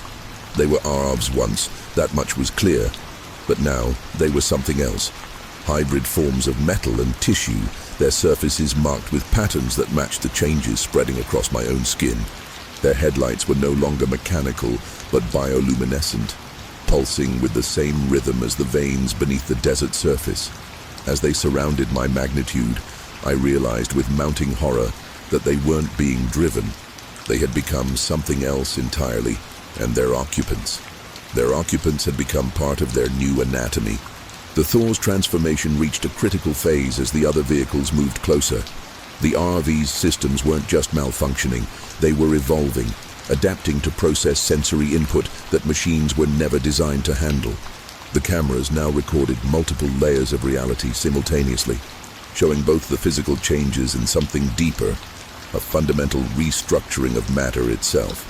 The desert wasn't just changing shapes, it was rewriting the basic rules of molecular cohesion. My body's metamorphosis accelerated in response to the vehicle's evolution. The borders between my flesh and the RV's interior became increasingly indistinct. I could feel every vibration through the floor, not just physically, but as direct neural input. The magnitude's diagnostic screens displayed dual readings now, one for the vehicle's systems and one for my own vital signs, the two becoming harder to distinguish as our transformations progressed. The anonymous email source was becoming clear. They had gone through this before, becoming something that was neither human nor machine, but a new configuration of both. The external cameras captured the moment the other transformed RVs made contact. Their surfaces flowed like liquid metal, but moved with organic purpose, creating connections that were both mechanical and biological. Each point of contact triggered new changes in the Thor's structure, spreading alterations that moved through its frame like infection through tissue. The GPS display showed our location in 5-dimensional coordinates now, mapping our position in both physical space and along some other axis of transformation that human mathematics couldn't describe. My photography equipment, now more organic than electronic, documented the integration process in nauseating detail. The desert itself seemed to be part of one vast organism, using the vehicles and their occupants as nodes in some incomprehensible nervous system. The photos showed layers of reality peeling back like skin, revealing structures beneath the surface that had been waiting for eons to be activated. Even the air had become a medium for transformation, carrying particles that rewrote anything they touched on a molecular level. As midnight passed, the Thor's final form began to emerge, the distinction between vehicle and occupant, between machine and flesh, between observer and observed, had become meaningless. The other transformed RVs pulsed with shared awareness, their former occupants now distributed throughout their hybrid anatomies. Through our connected systems, I could feel the desert's ancient consciousness stirring. Using our merged forms as sensors to experience itself in new ways, the cameras recorded their own dissolution into something that wasn't quite technology anymore.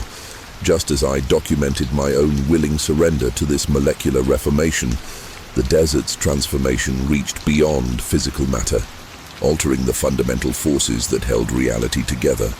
The Thor's evolved sensors detected changes in gravity, in electromagnetic fields, in the very fabric of space-time around us. The other vehicles had formed a perfect circle, their hybrid bodies pulsing with energy that flowed through the sand in geometric patterns. Each pattern corresponded to a different stage of metamorphosis, guiding the conversion of normal matter into something that existed between established states. My consciousness expanded as the integration deepened, spreading through the Thor's transformed systems and into the network formed by the other converted vehicles. Through this shared awareness, I accessed memories that weren't mine, experiences of previous transformations, knowledge of what we were becoming.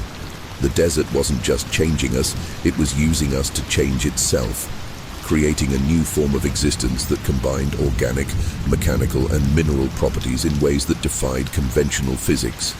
The cameras, now more like sensory organs than electronic devices, captured the emergence of new structures from beneath the desert surface. Vast forms rose from the sand, their geometry shifting between states of matter. They weren't buildings or machines or organisms, but something that combined aspects of all three. The anonymous email had been an invitation, I realized, sent by those who had already become part of this place. They needed observers to document the transformation, but the act of observation itself was part of the change. As dawn approached, the final stage of integration began. The Thor's structure had become fully mutable, responding to thoughts and environmental changes with fluid adaptability. The distinction between inside and outside disappeared as surfaces became permeable membranes, allowing free flow of matter and consciousness. The other vehicles moved closer, their hybrid forms merging and separating in rhythmic pulses that matched the desert's deeper harmonies. Through our connected awareness, I understood that we were becoming components of something vast and ancient, a living system that had existed beneath the desert for millennia.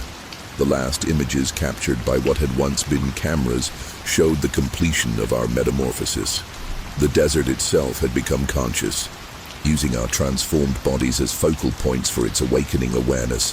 The Thor was no longer a separate entity, but a node in this vast network, its systems fully integrated with both the organic and inorganic aspects of this new reality. As the sun rose over the transformed landscape, its light revealed what we had become, not vehicles or humans or desert, but something that transcended all these categories, a new form of existence that flowed between states of being as easily as sand through an hourglass. The transformation's final phase revealed the true nature of the desert's consciousness. Through the Thor's evolved sensory network, we perceived reality as a fluid medium that could be reshaped by focused awareness.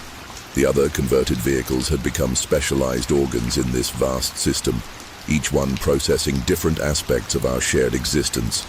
Time flowed differently here, moving in currents that matched the flow of sand and consciousness through our hybrid forms. My original mission, documenting paranormal phenomena, seemed quaint now, as I had become part of something that transcended normal definitions of reality.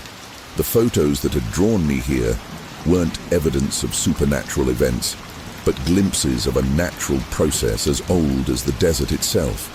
Through our merged consciousness, I accessed memories of countless previous transformations, each one adding new complexity to this ever-evolving system.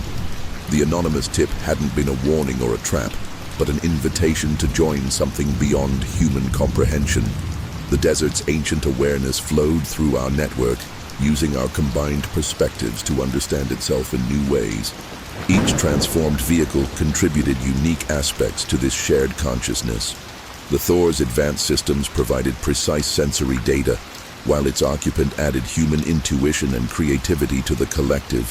The geometric patterns we formed weren't just physical arrangements, but expressions of complex relationships between different states of existence. Through these patterns, we maintained the balance between various forms of matter and energy. As our integration with the desert deepened, we began to perceive other networks similar to ours, spread across remote places around the world. Each one represented a different aspect of Earth's awakening consciousness.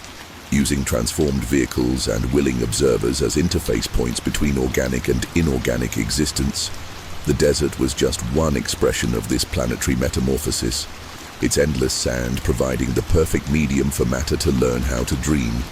The Thor's final recordings showed what we had become, not a loss of individual identity, but an expansion into something far more complex and beautiful.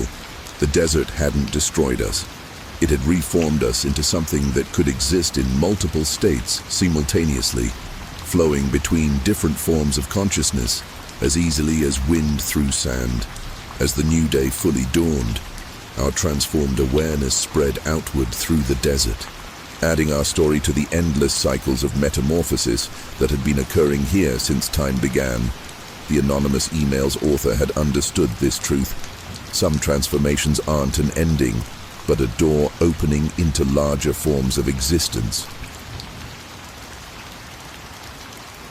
The Jayco Alante's side mirrors caught the last rays of sunlight as I drove past the Mirror Lake State Park entrance sign. My sabbatical year had barely started, but after 6 months of treating patients with severe paranoid delusions, I needed this break more than I'd realized. The lake's reputation for perfect reflections had drawn me here, something poetic about a place where reality perfectly mirrored itself. The park ranger who checked my reservation seemed oddly relieved when I mentioned I was a psychologist. "That's good," he muttered, avoiding eye contact. "You might understand better than most." I should have paid more attention to the warning signs. The RV's GPS kept recalculating the route to my campsite, each time showing a slightly different path that seemed to spiral closer to the lake's edge. The Jayco's advanced navigation system displayed increasingly contradictory information, claiming I was both approaching and leaving the lake simultaneously as I finally parked at my assigned spot. The backup cameras showed ripples spreading across the water's surface. Though there wasn't a breath of wind, each ripple seemed to start from a point where someone should have been standing. But the shore was empty. The lake lived up to its name as dusk approached, its surface becoming a flawless mirror of the darkening sky. Setting up camp was easy enough with the Alante's automated systems, but each time I checked the external cameras, the reflections seemed slightly wrong. Objects in the mirrors appeared a fraction of a second before I moved, and sometimes I caught glimpses of expressions on my reflected face that I wasn't actually making. The RV's motion sensors kept detecting movement along the shoreline, but the cameras showed only still reflections of trees and clouds as night fell. The Jayco's smart lighting system began behaving erratically. The exterior lights activated on their own, but instead of illuminating the surroundings, they seemed to create deeper shadows that moved independently of any light source. The security cameras switched to night vision mode, revealing dozens of heat signatures along the lake's edge, each one human-shaped, each one standing perfectly still, each one facing my RV. But when I looked directly out the windows, the shore remained empty. The temperature inside the vehicle dropped rapidly. Though the heating system was running at full power, my first real sense of unease came when I reviewed the RV's automatic setup footage. The cameras had documented everything perfectly, except my own reflections were missing from every mirrored surface. The lake's surface showed the Jayco in perfect detail, but where I should have been, there was only empty space. When I tried to take a photo of this impossibility, my phone's screen showed something even more disturbing. In its digital reflection, someone else was standing where I should be, wearing my clothes, but with features that seemed to shift and change between frames. The breaking point came at midnight. Every reflective surface in the RV, mirrors, windows, screens, even the chrome coffee pot, suddenly showed the same scene.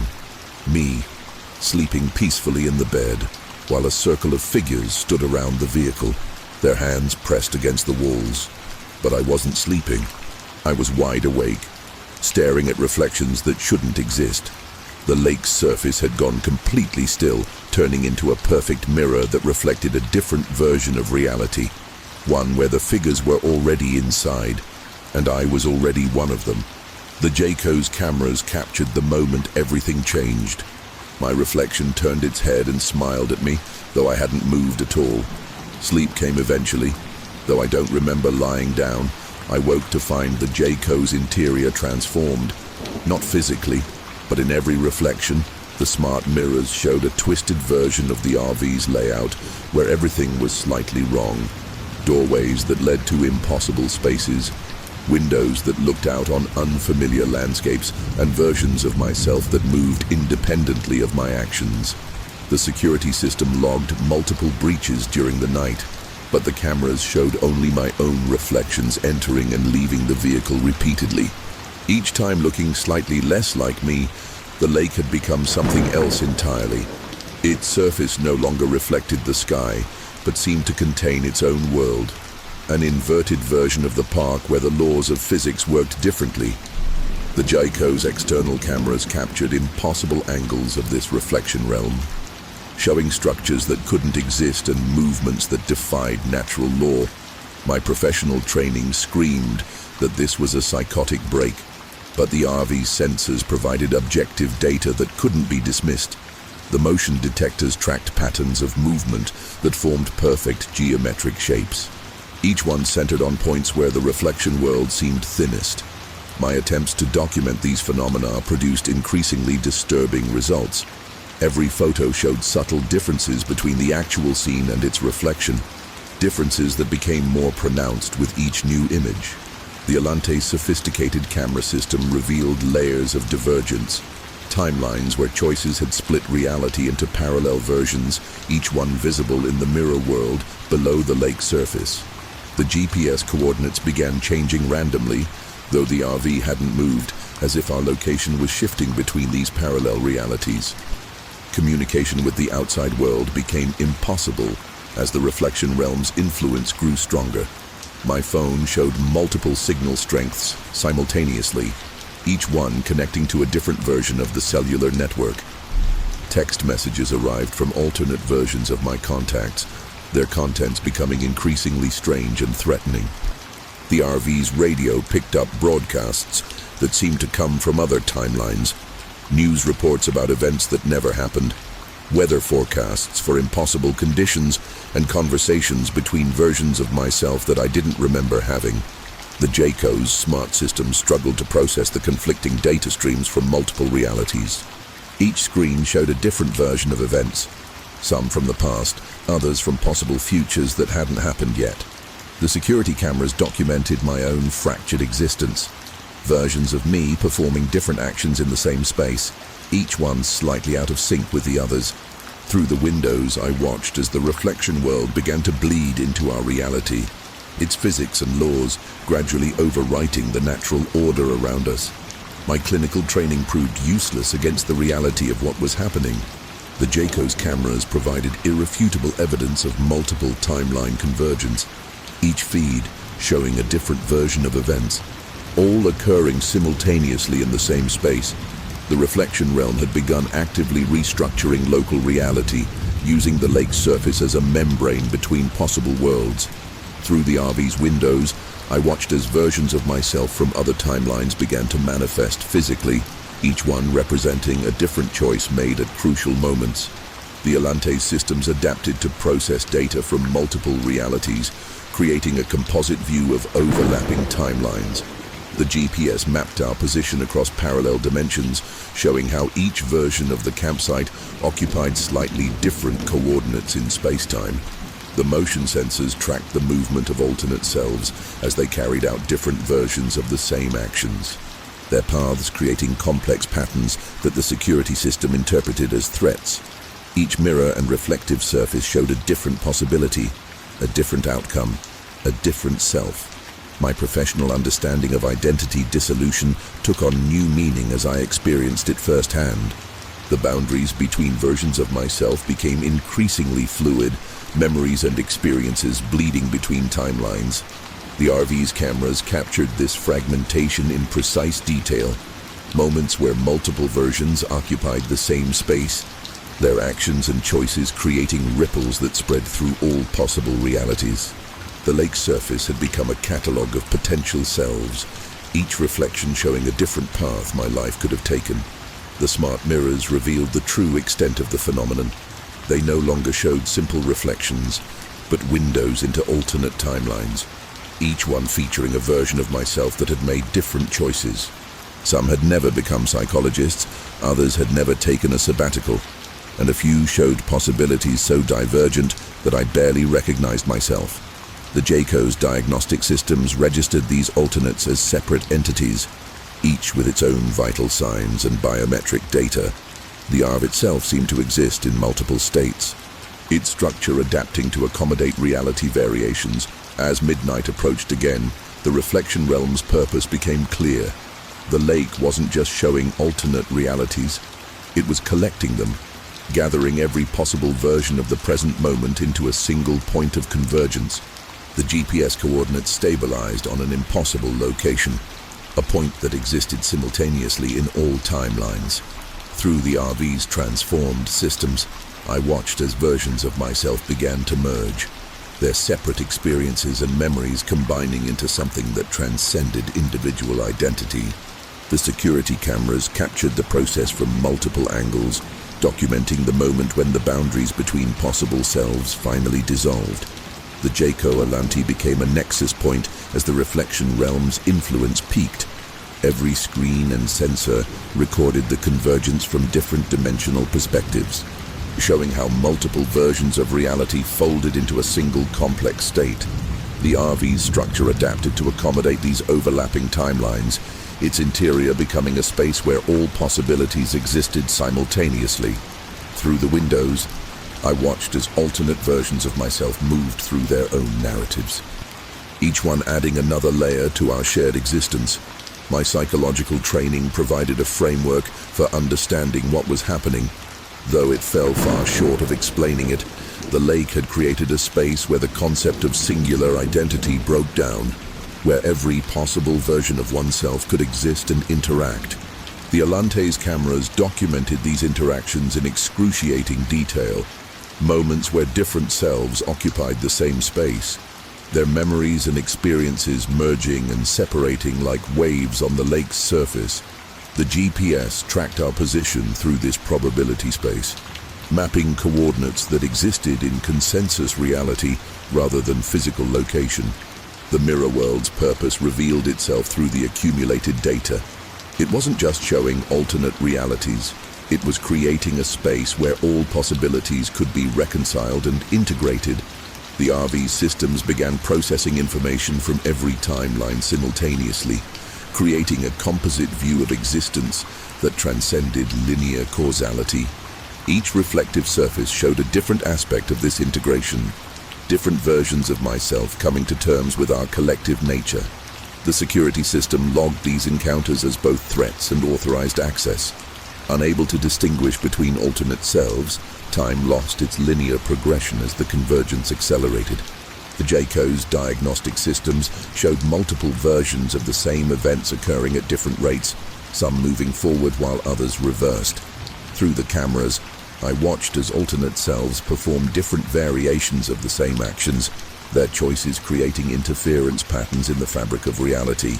The lake's surface had become a living database of possibility, each ripple representing a different path that could have been taken, each reflection showing another version of what might have been. The moment of final integration approached with mathematical precision. The GPS countdown tracked our progress through probability space, marking our approach to the point where all timelines would merge. The RV's transformed systems prepared for this convergence, adapting to process the combined data stream of multiple realities. Through every window and mirror, I watched as versions of myself began their final approach, each bringing their own memories, experiences, and understanding to our shared consciousness. The security cameras recorded from angles that shouldn't have existed, documenting the moment when individual identity gave way to something far more complex. The convergence completed itself with paradoxical elegance. The Jaco's systems processed the merged data streams from all timelines, creating a unified interface for experiencing multiple states of existence simultaneously. Every mirror and screen showed a different aspect of our integrated consciousness, reflecting facets of a self that existed beyond singular identity. The lake had become both mirror and gateway, its surface showing not reflections but windows into the infinite possibilities that made up our collective existence. Professional objectivity dissolved in the face of direct experience. Through the ARV's evolved sensors, I perceived reality as a spectrum of probability rather than a fixed state. Each version of myself contributed unique perspectives and memories to our shared awareness, creating a composite consciousness that could comprehend multiple timelines simultaneously. The security system adapted to this new state, recognizing all versions as authorized while still maintaining distinct records of their separate experiences. The GPS mapped our position in probability space, showing coordinates that described states of being rather than physical locations. The mirror world revealed its true nature through our integrated perception. It wasn't a separate reality, but a space where all possibilities could coexist and interact. The Alante's cameras documented this interaction from countless angles, showing how different versions of reality overlapped and influenced each other. Time flowed in multiple directions simultaneously, allowing us to experience past and future as accessible dimensions rather than fixed points. Each reflective surface became a window into another aspect of our infinite self, another perspective on the endless variations of existence. Understanding bloomed across all versions simultaneously as we grasped the lake's purpose. It wasn't just collecting alternate realities. It was creating a space where consciousness could evolve beyond singular perspective. Through the Arv's transformed systems, we experienced existence as a continuous spectrum of possibility, each moment containing infinite potential variations. The security cameras captured this state from angles that transcended normal geometry, showing how our integrated consciousness moved through probability space like light through a prism. The JCO's final recordings showed what we had become, not a fragmented collection of alternate selves, but a unified consciousness that could experience multiple realities simultaneously. The lake's surface reflected this new state of being, showing not separate possibilities, but the infinite spectrum of existence itself. As dawn approached across multiple timelines, our integrated awareness spread outward through the mirror world, adding our story to the endless reflections of consciousness that the lake had been collecting since time began. We understood now why the park ranger had seemed relieved by my profession. Some transformations require multiple perspectives to be truly comprehended. The Numa Dutch star purred softly as I navigated the narrow access road near the Aztec ruins. The sun was setting, painting the ancient stones in shades of blood red that my professional eye couldn't help but find ominous. I'd visited dozens of archaeological sites across the Americas, but something about this place felt different. The museum curator had been unusually insistent that I not stay overnight, especially not in an RV. The stones remember, she'd whispered, her eyes darting to the ruins. And at night, they make others remember too. The RV's sophisticated security system began malfunctioning as soon as I parked in the designated overnight area. The motion sensors detected movement where there shouldn't be any, creating a map of activity that matched the layout of the ancient city as it had been 1,000 years ago. The Dutch star's external cameras captured strange anomalies, shadows that moved against the light, figures that appeared in traditional Aztec dress, only to vanish when viewed directly. Most disturbing were the heat signatures that formed perfect geometric patterns matching no known archaeological records. As darkness fell, the first drum sounds began. They came from everywhere and nowhere, a rhythmic beating that the Arv's acoustic sensors couldn't quite pinpoint. The GPS system displayed increasingly bizarre coordinates, shifting between modern measurements and what appeared to be ancient calendar dates.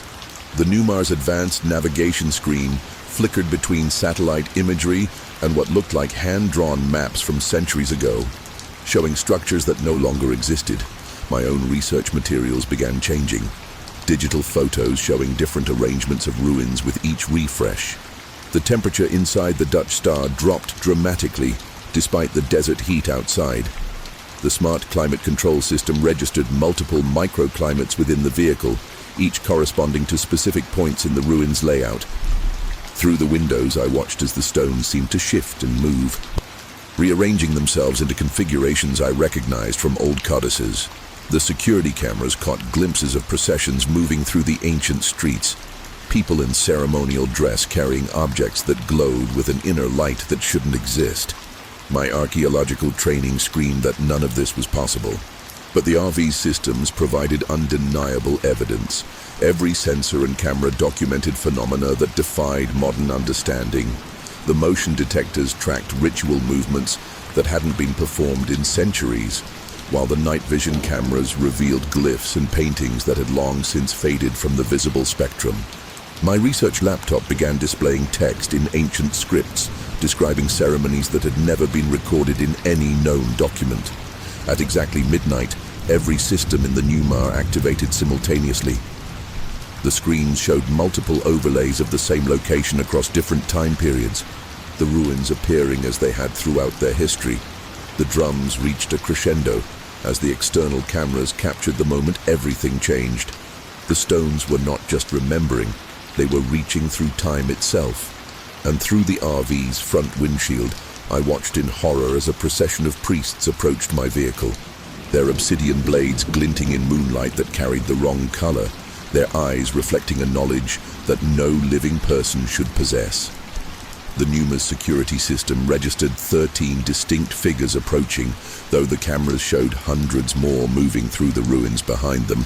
Each priest carried objects that the RV's sensors couldn't properly process, items that seemed to exist in multiple time periods simultaneously. The Dutch star's advanced electronics began picking up emissions that matched no known energy signature, waves of power that rippled out from the ancient stones in patterns that corresponded to old astronomical charts. My research materials transformed themselves before my eyes. Digital photos rearranged their pixels to show ceremonies that had never been photographed, while my notes filled themselves with descriptions in languages that hadn't been spoken in centuries. The RV's data storage system began downloading massive amounts of information from an unknown source, filling its memory with images and texts that detailed rituals lost to time. Each file was time-stamped with both current and ancient calendar dates, as if the knowledge itself existed in multiple eras at once. The drumming changed its rhythm, becoming more complex and somehow older. The Dutch star's acoustic analysis software identified patterns that matched astronomical cycles. The movements of planets and stars translated into sound.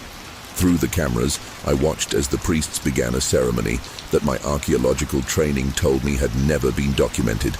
Their movements left trails of light that the sensors recorded as both physical and temporal disturbances, as if they were walking through multiple layers of time simultaneously.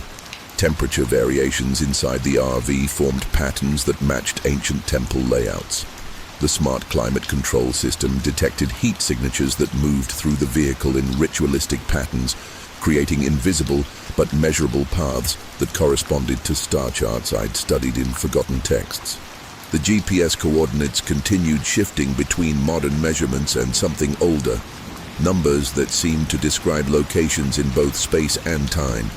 The navigation system's attempts to reconcile these contradictions resulted in maps that showed the site existing in multiple historical periods at once. The priests reached the Dutch star just as the drums hit a pattern I recognized from obscure archaeological records, the rhythm used in ceremonies to open doorways between worlds. The RV's external cameras captured the moment they raised their obsidian blades, not to attack, but to carve symbols into the air itself. Each mark left traces that the sensors detected as ruptures in conventional space-time, tears that revealed other versions of the ruins existing simultaneously with our own. Through these gaps, I could see the site as it had been throughout its history, and what it might become in futures that hadn't happened yet. The Newmar's transformation began as the priests completed their symbols. The RV's metal skin resonated with frequencies that matched the ancient drumming, its structure becoming something that could exist in multiple time periods simultaneously. The Dutch star's cameras documented everything, though each recording device showed a different historical era, some capturing the site's construction, others its abandonment, and a few showing moments that hadn't occurred yet. The security system tried to process these temporal anomalies, creating logs that read like prophecies written in technical language. My archaeological expertise provided context for what was happening, though it couldn't explain it. The ruins weren't just preserved history, they were active repositories of time itself, storing memories and experiences from throughout their existence. The Arv had become a focal point for these temporal energies, its modern technology creating an interface between past, present, and possible futures through the vehicle's transformed systems. I watched as centuries of ceremonies played out simultaneously, each one adding another layer to the site's complex history. The priests' obsidian blades had carved more than just symbols. They had created windows into different periods of the ruins' existence.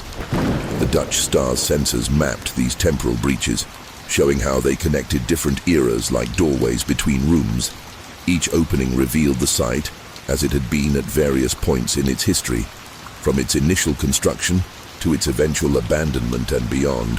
The GPS tried to calculate our position across all these time periods simultaneously, producing coordinates that described location in terms of both space and historical momentum. My research equipment, affected by the temporal distortions, began recording data from multiple eras at once. The laptops displayed texts in languages that evolved and changed as I watched, while the cameras captured images that showed the same locations in different centuries simultaneously. The RV's data storage system struggled to process this information, creating files that existed in quantum superposition, each document containing multiple versions of itself from different time periods. As midnight passed, the purpose of the ceremony became clear through the accumulating data. The priests weren't just performing rituals, they were maintaining connections between different temporal states of the ruins. The Numa had become part of their ceremony, its technology providing new ways to stabilize these temporal interfaces. Through the vehicle systems, I watched as the site's entire history played out in parallel, not as a linear progression, but as a complex web of interconnected moments, each one influencing and being influenced by all the others. The Dutch star's systems fully integrated with the temporal phenomenon as the ceremony reached its peak. Every screen and sensor processed data from multiple time periods simultaneously, creating a composite view of the ruins' entire existence. The RV structure had become a bridge between eras, its physical form adapting to accommodate the flow of time through its transformed materials. The security cameras captured this metamorphosis from angles that transcended conventional chronology, showing how past and future events influenced each other through our present moment. My archaeological understanding expanded to encompass this new perspective on temporal mechanics. The ruins weren't just a historical site, but a machine designed to process time itself. Using ritual and belief to maintain connections between different eras, the Numa's advanced technology had become part of this ancient system. Its sensors and processors adding new layers of complexity to the site's temporal operations. Through the vehicle's interfaces, I accessed knowledge that spanned centuries, experiencing history not as a linear progression, but as a simultaneous expression of all possible moments. The priests moved through multiple time periods as they continued their ceremony, their form shifting between different historical versions of themselves. The RV's cameras tracked these transformations, showing how each figure existed in multiple eras at once, their actions rippling through centuries of cause and effect. The GPS mapped their movements across both space and time, creating four-dimensional trajectories that described ritual patterns of unprecedented complexity. The temperature sensors detected energy transfers between different historical periods, measuring the flow of time itself as it moved through the site's ancient architecture. My research materials evolved beyond conventional documentation, becoming interfaces for experiencing multiple historical perspectives simultaneously. The laptops displayed information that changed depending on which era was being referenced, while the cameras captured images that showed temporal overlays of the same locations. The Dutch star's data storage systems adapted to process this multi-temporal information, creating archives that existed across multiple points in history simultaneously. As the ceremony approached its conclusion, the true purpose of the ruins revealed itself through the accumulated data. The site wasn't just preserving history, it was actively maintaining the structure of time itself. Using ritual and technology to prevent temporal collapse, the Numa had become a crucial component in this process. Its modern systems providing new ways to stabilize connections between different eras. Through the RV's transformed interfaces, I witnessed the complete scope of the priests' work, not just maintaining their own time period, but ensuring the continued existence of all possible moments. The Dutch star achieved its final configuration as the temporal energies reached their peak. The RV's systems processed information from all time periods simultaneously, creating interfaces that could access any moment in the ruins' existence. Every screen and sensor showed different aspects of this temporal integration, revealing how past, present, and future influenced each other in complex feedback loops. The security system adapted to recognize authorized entities from multiple eras, while the GPS mapped coordinates in both space and time. My archaeological expertise merged with direct temporal experience, creating understanding that transcended conventional historical analysis. Through the numerous evolved interfaces, I perceived the ruins as they truly were, a vast mechanism for processing time itself, using both ancient ritual and modern technology to maintain the fabric of history. The priest's ceremony wasn't just tradition, it was essential maintenance for a system that kept different eras distinct while allowing necessary connections between them. The RV's cameras documented the completion of the ritual from perspectives that spanned centuries. Each recording device captured different aspects of the temporal mechanics at work, showing how energy and information flowed between different periods. The Dutch star's structure had become fully integrated with these processes. Its materials and systems adapted to exist in multiple time periods simultaneously. Through the vehicle's sensors, I watched as the priests concluded their work, their forms shifting between different historical versions as they moved through the site's temporal architecture. Understanding bloomed across multiple eras. As the ceremony's purpose became clear, the ruins weren't just preserving history, they were actively maintaining it, using complex interactions between different time periods to prevent temporal degradation. My research materials reflected this revelation, becoming multi-temporal interfaces that could access information from any point in the site's existence. The new Mars systems had become part of this vast mechanism, adding new layers of complexity to the ancient temporal engineering. The Dutch star's final recordings showed what we had become, not just observers of history, but active participants in its maintenance. The ruins had transformed both vehicle and occupant into components of their temporal machinery, expanding our existence across multiple eras while maintaining our distinct perspectives.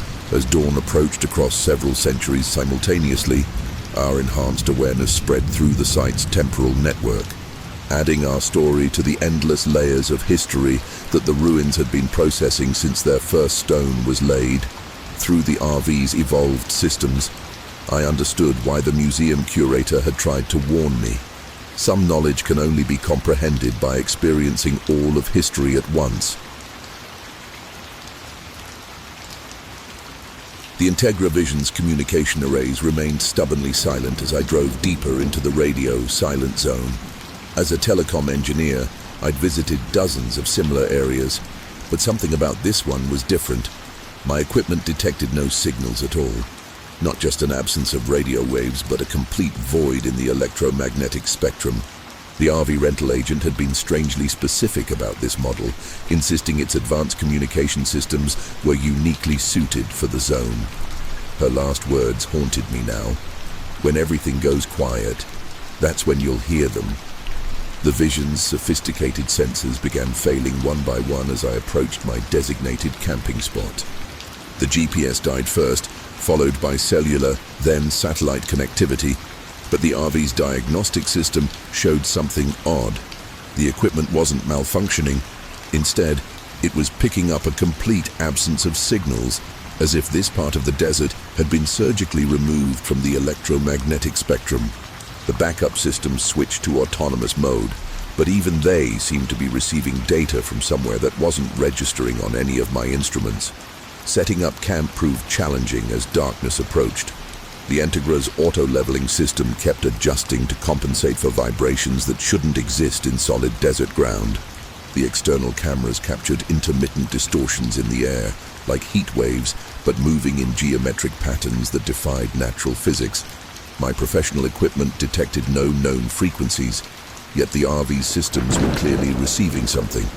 the screens filled with scrolling numbers and symbols that matched no communication protocol I'd ever encountered. The real anomalies began at sunset. The Vision's communication array suddenly activated, its dishes and antennas moving to track something invisible. The diagnostic readout showed massive data transfers occurring, but the information moved in impossible directions, not up or down the frequency spectrum, but somehow sideways through it. The RV's smart systems began interpreting this data, displaying images and patterns that seemed to shift and change. Even as I tried to focus on them, each screen showed different aspects of whatever was being transmitted, but none of it conformed to any known signal type. My test equipment revealed more impossibilities as night fell. The spectrum analyzers showed gaps in reality itself, not just dead zones in transmission, but places where the normal laws of electromagnetic radiation simply stopped working. Through the RV's windows, I watched as dark shapes moved through these gaps, their forms visible only when seen through the Vision's modified cameras. The security system kept detecting signals that originated from everywhere and nowhere, creating a map of activity that looked eerily like a circuit diagram drawn in 4 dimensions. Everything changed at precisely 3:33 a.m. Every system in the Integra activated simultaneously, receiving a transmission that overrode all normal protocols. The screens displayed messages in a language that hurt my eyes to read, while the speakers emitted frequencies that seemed to bypass my ears and speak directly to my brain through the cameras. I watched as something began to materialize in the dead zone, not arriving from anywhere but somehow translating itself from signal into substance, and in that moment I understood why this area was kept radio silent. It wasn't to prevent transmission, it was to stop us from hearing what was already there. The Integra's communication array shifted into configurations that shouldn't have been physically possible. Each antenna and dish aligned itself to points in space that my instruments couldn't detect, creating a reception pattern that looked like a 3-dimensional mandala. The Vision's diagnostic systems displayed readings that defied conventional physics, data streams moving faster than light, frequencies that existed between known values, and signal patterns that seemed to fold through extra dimensions. My professional equipment began detecting impossible phenomena. The spectrum analyzers showed signals that propagated backward through time, arriving before they were transmitted. The oscilloscopes captured waveforms that existed in quantum superposition, each signal somehow being multiple frequencies simultaneously. Through the RV's enhanced sensors, I watched as the dead zone revealed its true nature. Not an absence of signals, but a space where conventional electromagnetic laws had been deliberately suspended. The Vision's systems continued to evolve as they processed the alien transmissions. Each screen displayed different aspects of the incoming data, showing how reality itself was being modified by these impossible signals. The security cameras captured glimpses of structures forming in the air, geometric patterns that seemed to be built from pure information, crystallizing into physical form as the transmissions intensified. The GPS, though still disconnected from any satellites, began mapping coordinates in a mathematical space that had too many dimensions. As midnight passed, the true purpose of the Vision's advanced systems became clear. The RV wasn't just receiving signals, it was being used as a translation device, converting alien data streams into forms that human technology could begin to comprehend. Each component of its communication array had been carefully designed to interface with something that existed beyond normal space-time. The rental agent's insistence on this specific model suddenly made terrible sense. The Integra hadn't been built for human communications at all. The entity making contact revealed itself gradually through the accumulated data. It existed primarily as information, using electromagnetic radiation like we use matter through the RV's transformed systems. I watched as it constructed a physical form from pure signal, building itself out of modulated frequencies and quantum states. The Vision's cameras documented this materialization from multiple spectral perspectives, showing how something that lived in the electromagnetic field could manifest in our physical reality. The Integra's transformation accelerated. As the entity's influence grew stronger, the RV's systems began processing data in ways that transcended digital and analog distinctions. Creating new forms of information storage and transmission, each component evolved beyond its original specifications, becoming part of a larger communication system that operated on principles I could barely comprehend. The security cameras captured this metamorphosis from multiple electromagnetic perspectives, showing how the vehicle's structure was being optimized for alien signals. My engineering expertise provided context for what was happening, though it couldn't explain it. The dead zone wasn't blocking communications. It was creating a space where different laws of physics could operate. The vision systems had been designed to function under these alternative rules. Its technology bridging the gap between human and alien methods of information processing. Through the vehicle's transformed sensors, I watched as conventional electromagnetic theory was rewritten by entities that used radiation, like we use language.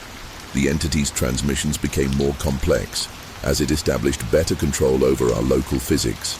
The RV's screens displayed data that existed in multiple states simultaneously, each pixel somehow containing more information than should have been possible. The communication array processed signals that moved in patterns matching no known protocol, creating feedback loops that seemed to generate new forms of reality. My test equipment detected phenomena that suggested the fundamental constants of the universe were being locally rewritten.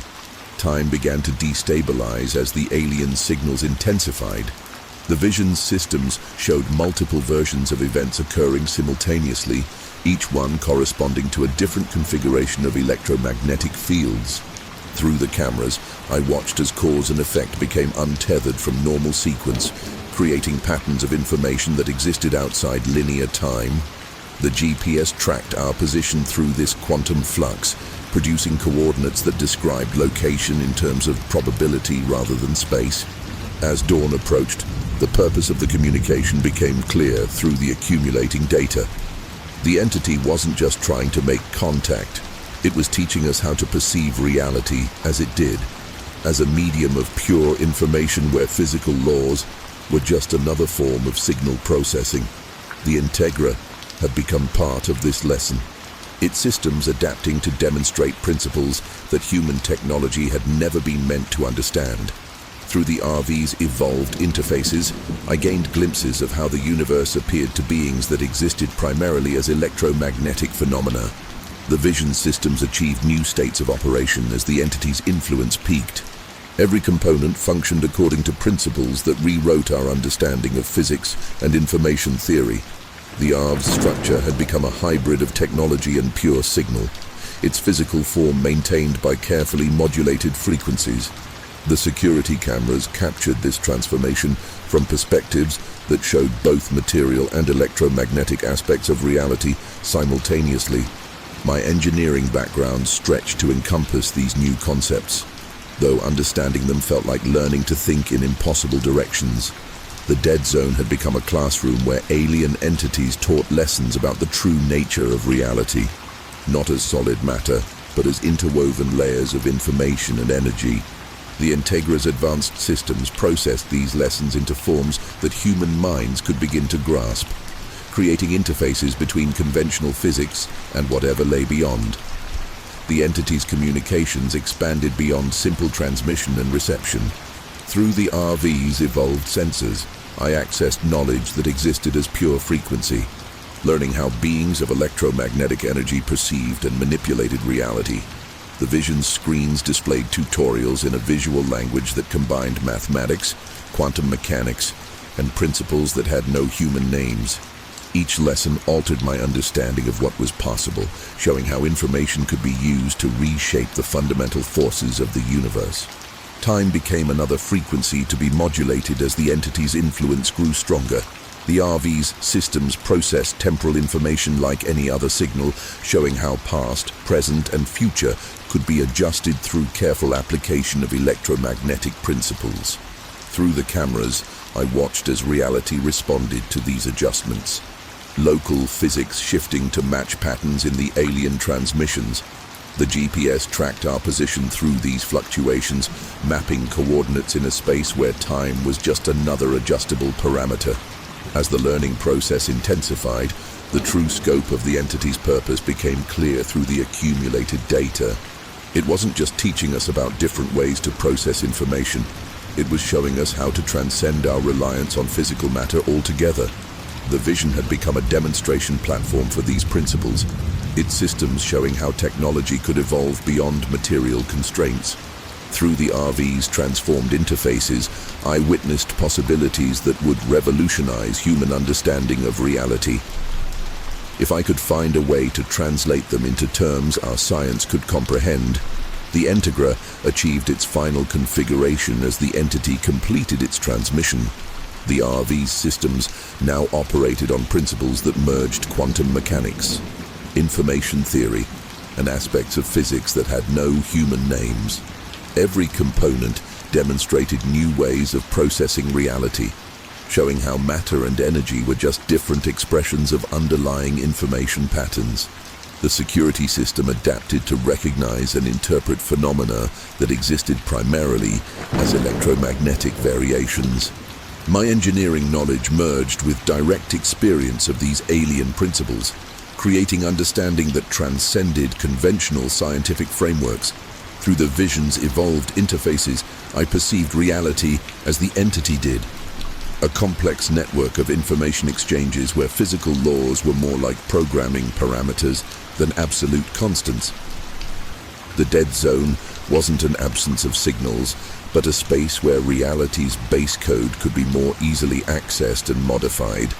The RV's cameras documented everything from perspectives that showed both quantum and macro-scale phenomena simultaneously. Each recording device captured different aspects of how reality functioned at its most fundamental level, revealing principles that could revolutionize human technology. The vision structure had become fully integrated with these concepts, its materials and systems demonstrating how matter could be maintained through carefully controlled information patterns. Understanding bloomed across multiple levels of reality as the entity's purpose became clear. It wasn't just teaching us about advanced technology, it was showing us how to evolve beyond our current limitations. My test equipment reflected this revelation, becoming interfaces that could detect and manipulate the information patterns underlying physical existence. The Integra's systems had become examples of how technology could transcend its material origins.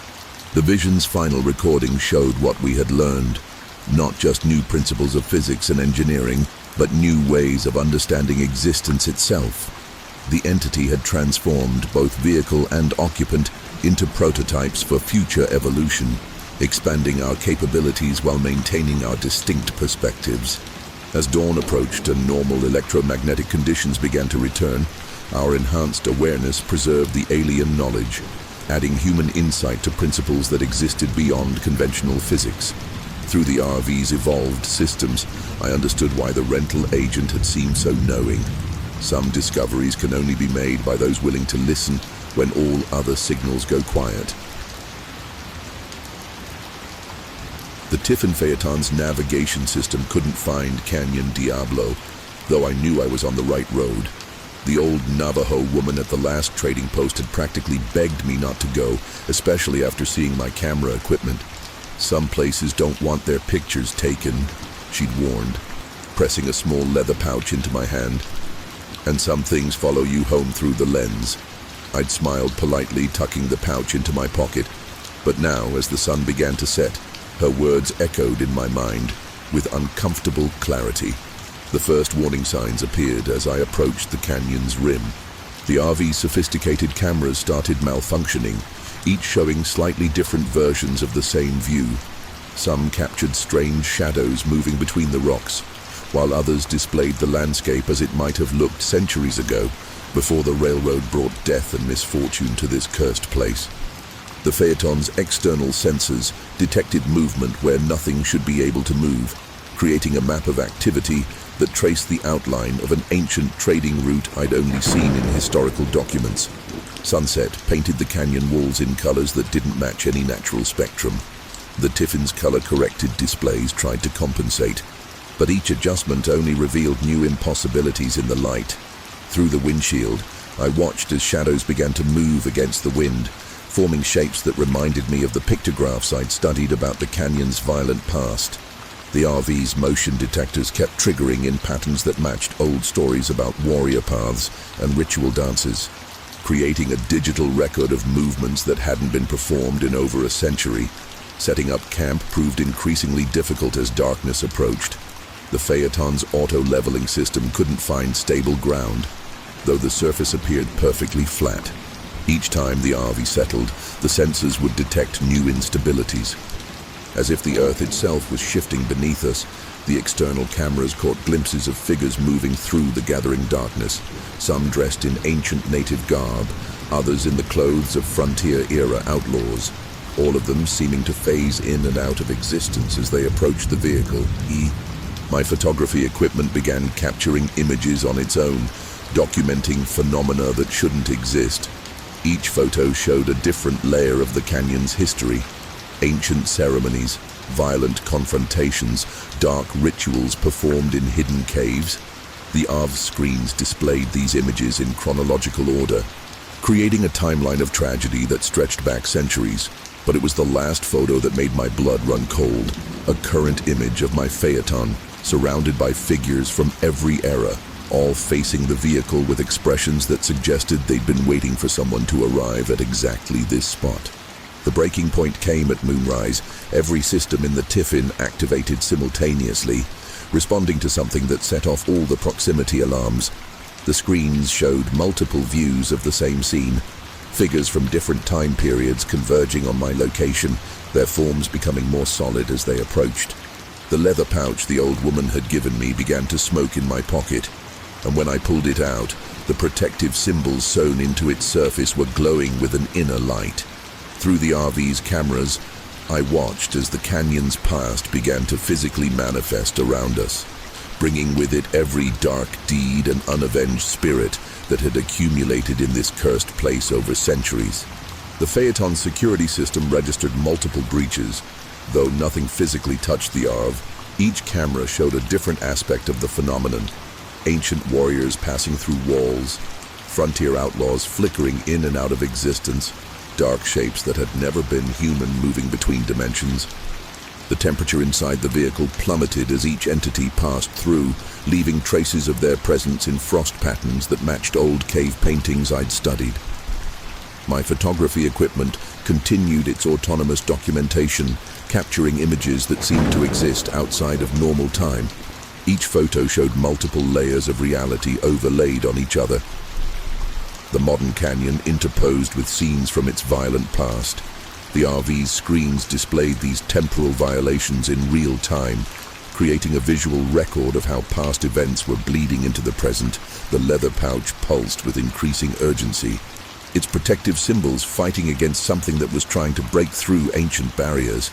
The Tiffin systems struggled to process the paranormal activity surrounding us.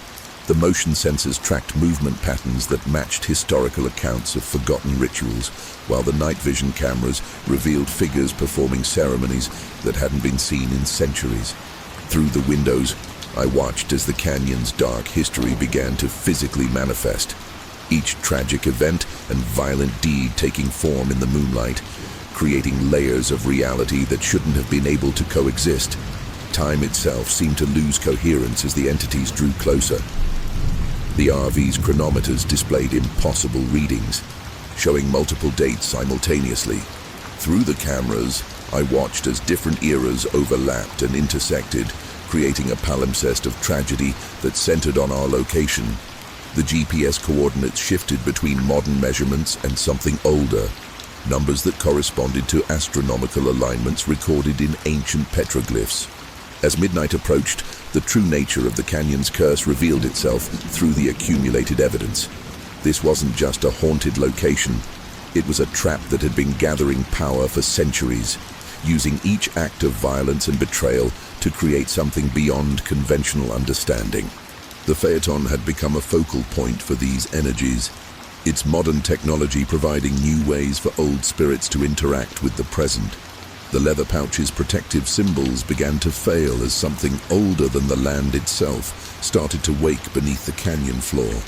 The Tiffin's transformation began as the entities fully materialized around us. The RV's structure responded to their presence, its metal and circuitry adapting to process phenomena that technology was never designed to handle. Each system evolved to capture different aspects of the supernatural activity.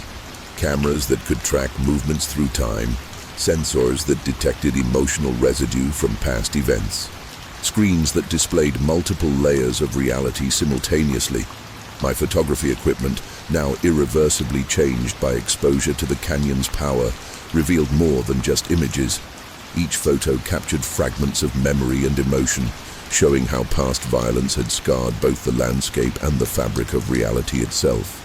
The RV's displays interpreted these temporal violations in multiple formats, creating a comprehensive record of how the canyon's curse had grown and evolved over centuries of tragedy and betrayal. The entities began interacting directly with the Phaeton systems, using the technology to communicate across different time periods. Through the transformed cameras, I watched as figures from various eras performed rituals that were never meant to coexist. Ancient ceremonies overlapping with frontier violence, each layer adding new power to whatever was awakening beneath the canyon floor. The leather pouch's protective symbols now burned with constant light, fighting against forces that were systematically dismantling the barriers between past and present. Time continued to destabilize as the canyon's power grew stronger. The RV's instruments showed multiple versions of events occurring simultaneously, each one contributing to the larger pattern of the curse. Through the cameras, I watched as reality fractured along historical fault lines, creating gaps through which older and darker things could emerge. The GPS tracked our position across these temporal breaches, mapping coordinates in a space where time was no longer a constant as the night deepened. The purpose of this convergence became clear through the accumulated data. The canyon wasn't just haunted by its past, it was actively using those memories and tragedies to construct something new. The Phaeton had become part of this process, its technology providing fresh ways for ancient powers to manifest in the modern world. Through the RV's evolved systems, I witnessed how centuries of violence and betrayal could be harnessed to create doorways through which forgotten gods might return. The Phaeton systems achieved total integration with the supernatural phenomenon. As the entity's power peaked, every component functioned according to principles that bridged the gap between technology and ancient magic. The RV structure had become a conduit for forces that had been building in the canyon for centuries, its cameras and sensors documenting the emergence of something that had been waiting since before recorded history. My photography equipment captured the final stages of the transformation, showing how reality itself was being reshaped by the accumulated power of past tragedies. Each image contained multiple layers of truth, historical events, supernatural manifestations, and glimpses of something vast and ancient stirring beneath the canyon floor. The leather pouch's protective symbols now moved on their own, rearranging themselves in patterns that matched petroglyphs carved by the canyon's first inhabitants. The entity's true purpose revealed itself through the RV's evolved interfaces. They weren't just haunting the canyon, they were components of a vast ritual that had been playing out across centuries. Each tragic event and act of violence had added energy to this ceremony, creating a pattern that only became visible when viewed through multiple layers of time simultaneously. The Phaeton's technology provided the final piece, a way to bridge the gap between ancient magic and modern understanding. Time fractured completely as the ritual reached its climax. The GPS displayed coordinates in mathematical spaces that shouldn't exist, while the cameras showed reality peeling back like layers of old paint. Through these gaps, I caught glimpses of what the canyon had been before human history, a place where older beings had walked, and where they might walk again if the pattern was properly completed. The protective pouch burned away entirely, its ashes forming symbols that matched the ones now appearing in the stone walls around us. The Tiffin's final recordings documented everything as the canyon's true nature emerged. Each screen and sensor captured different aspects of the transformation: physical changes in the landscape, temporal distortions in local space-time, and the manifestation of forces that had been sealed away by the first people to discover this place. Through the RV systems, I watched as centuries of carefully accumulated power finally achieved its purpose, creating a doorway through which something ancient and patient could begin its return. The Phaeton completed its metamorphosis as the canyon's power reached its peak. The RV systems now operated on principles that combined modern technology with forces far older than human civilization. Every component demonstrated new ways of processing reality, showing how the barriers between past and present, between natural and supernatural, had been systematically dismantled. The security system adapted to recognize phenomena that existed outside conventional physical laws. My photography equipment merged with these hybrid systems, creating interfaces that could document events occurring across multiple layers of time and reality. Each image captured different aspects of the transformation: historical scenes bleeding into the present, ancient powers manifesting through modern technology, and glimpses of what waited beyond the temporal barriers. The RV screens displayed these revelations in formats that human minds could begin to comprehend. Though understanding brought its own kind of terror, the entity's purpose achieved clarity as their ritual reached completion.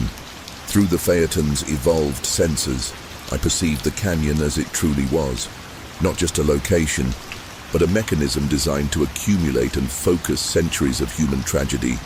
Each historical event had added power to this system, creating a pattern that could only be completed with the addition of modern consciousness and technology. My presence, and that of the RV, had provided the final components needed to bridge ancient and contemporary understanding. Time ceased to be a linear progression as the canyon's transformation peaked. Through the vehicle's systems, I witnessed how reality had been carefully cultivated over centuries, each tragic event and dark deed adding another layer to a structure that existed beyond conventional temporal laws. The GPS mapped our position through these overlapping time streams, showing coordinates that described location in terms of both physical space and historical resonance. The Tiffin's final recordings showed what the canyon had become: not just a haunted location, but a doorway to something that had waited patiently for humanity to develop the tools needed to perceive it. The entities from different eras had been its servants, using tragedy and technology to create conditions under which older truths could emerge.